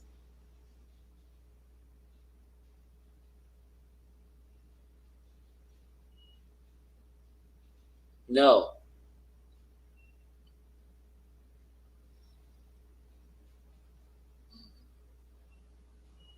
I'm right, you're wrong. You're wrong. You're wrong, and you know it. You know you're a quitter. You know you're a coward. You know you're thinking about your own tail and nothing else. And I'm never gonna give any of y'all the illusion of anything else. That's why these people that left have to attack this, because they know what it says about them. No, you are the monster. You have allowed the monster to consume you. And now you worship it. And are attacking the mirror, because we are a mirror to you. We are the perfect reflection of what you and who you truly are. Because when you are really focused on healing the world, it shows who ain't. It shows who ain't. And yeah, that's my psyche. I just want to be happy. I just want to be free. Everyone's hurting. Everyone's dying. The planet is dying. Did anything I say was a lie? And the amount of feeling that I felt, the only criticism you could have is that I didn't cry more. That I didn't weep more.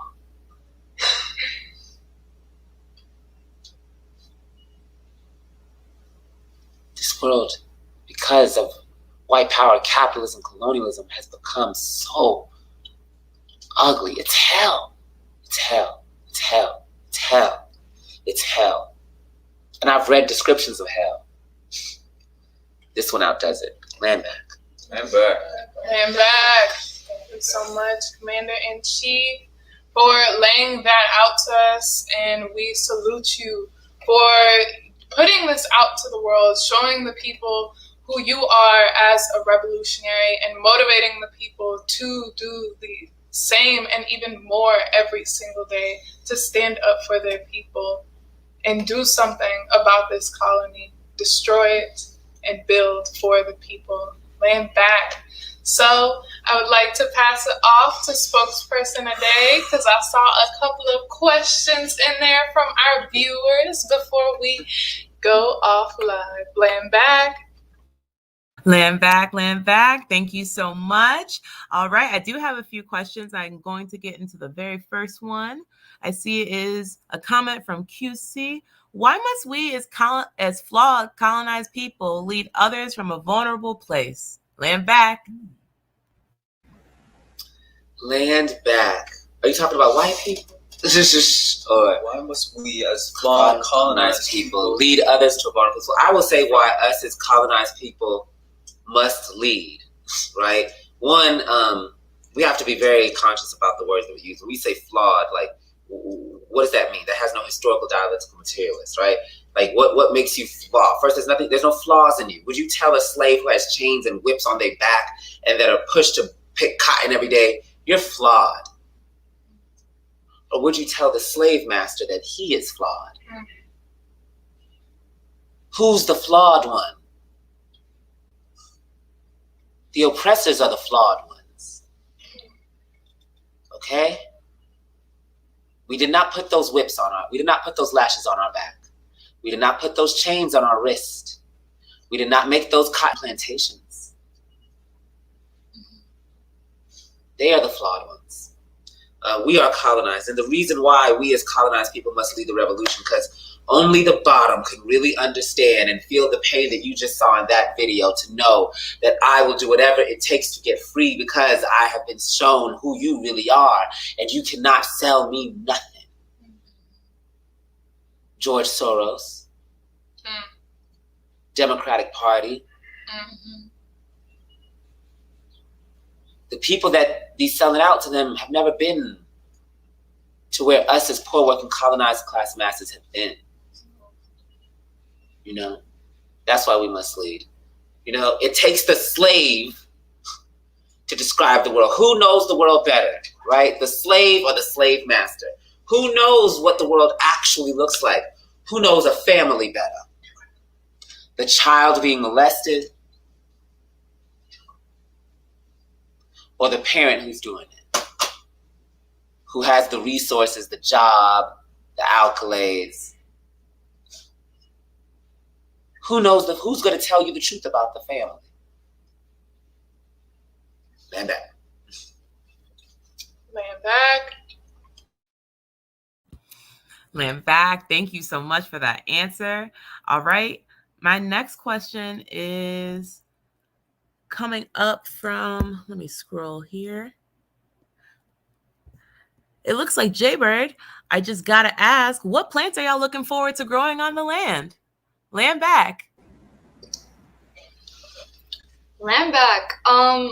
I think this is really hard to answer because, you know, like, we have colonized people building hammer cities all over the world. And, like, really, like, what my vision of hammer city looks like is that, you know, we're going to bring back, like, the indigenous plants that were, like, stolen from us, right? Like, the indigenous plants that were ripped away from the earth, and that like upset the balance.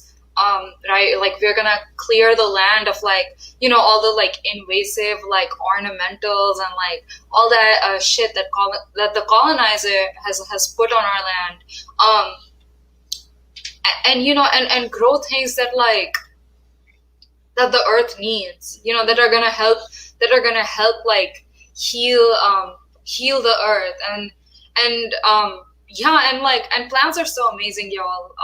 I mean, you know, one day I know SciTech's gonna work on it, but y'all, like, plants can really, like, clear, like lead out of the soil. They can clear arsenic out of the soil. They can clear, like so much of the damage that has been done by the colonizer. Like, plants can be our friends. in taking that damage away. And like, I think that, you know, we have a lot of scientists here in Black Hammer, and I think that with Hammer Cities, you know, we'll be working with our comrades like on the ground, like figuring out like what plants does that land need. You know, what plants do the people of that land need? What plants do the animals of that land need to thrive once again, you know, to repopulate? But yeah, no, I do love my plants. So if I was building Hammer City in India, right? Like I'm in my homeland and I'm building my Hammer City there. All right, I would have a guava tree. I would have a neem tree. I don't know if y'all have ever seen a neem tree, but they're huge, right? And they offer such they offer such shade, like to just a variety of animals, and then they have such like amazing medicinal benefits. So that's really what I think about. And I know that all my comrades like representing different parts of the world, like there will be something that's close to their heart, that they want to bring back to the land back.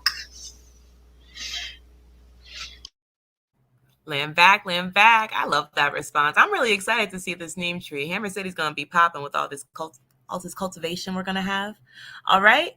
Our third question is, how does watching others commit class suicide and doing it together help the collective? Land back. Land back. Let's ask Fatih that question. Fatih, I'm not picking on you. I'm just saying, I know you working class. Go ahead. Land back. Yeah.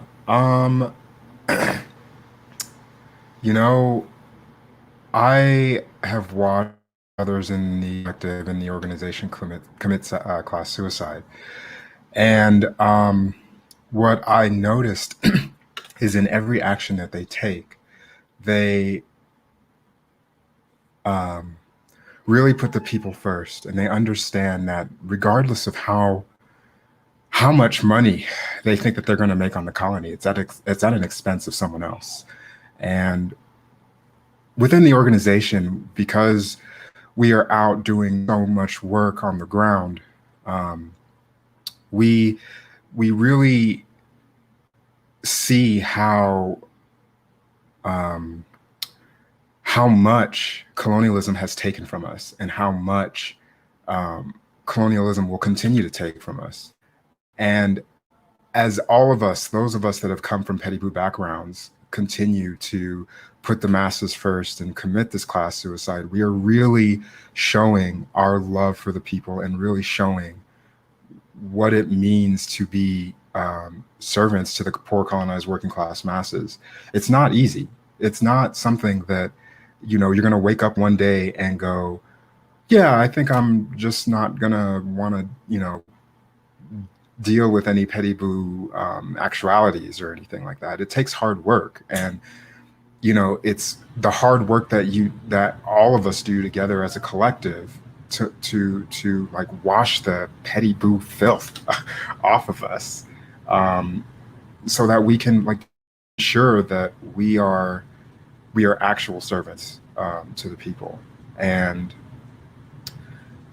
yeah, it is something that the process of class suicide happens daily, every hour, every minute, because some of us still have massive colonial ties that continue to tell us, like, you need to make this money, or you need to buy a house, or whatever it is, the shekels that the colony tries to promise you. But when you're in an organization together, working together, putting the needs of the masses first, you realize that you ain't shit.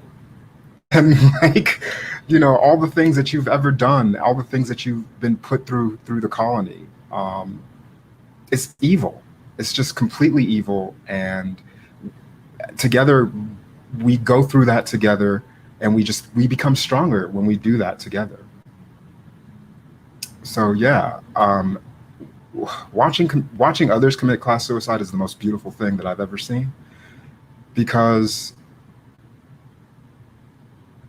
it shows how much those people really just want to be free. We saw Commander in 4 parts discuss class suicide, and we saw how beautiful it was being vulnerable and opening themselves up, and we see the love that Commander has for the poor working class people, and that's what I want to be.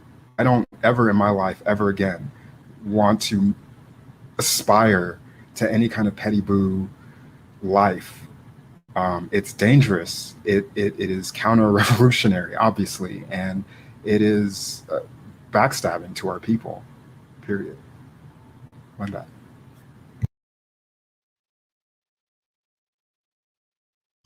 Land back, and thank you so much, Chief Fatih. And we will take one more question. I believe I saw one from Watakame earlier. If we can pull that one up, Chief Spokesperson Ade, self-critical about that. And we can pass the question off to Chief Ren. Step to the stage once Spokesperson Ade gets us that question. Land back.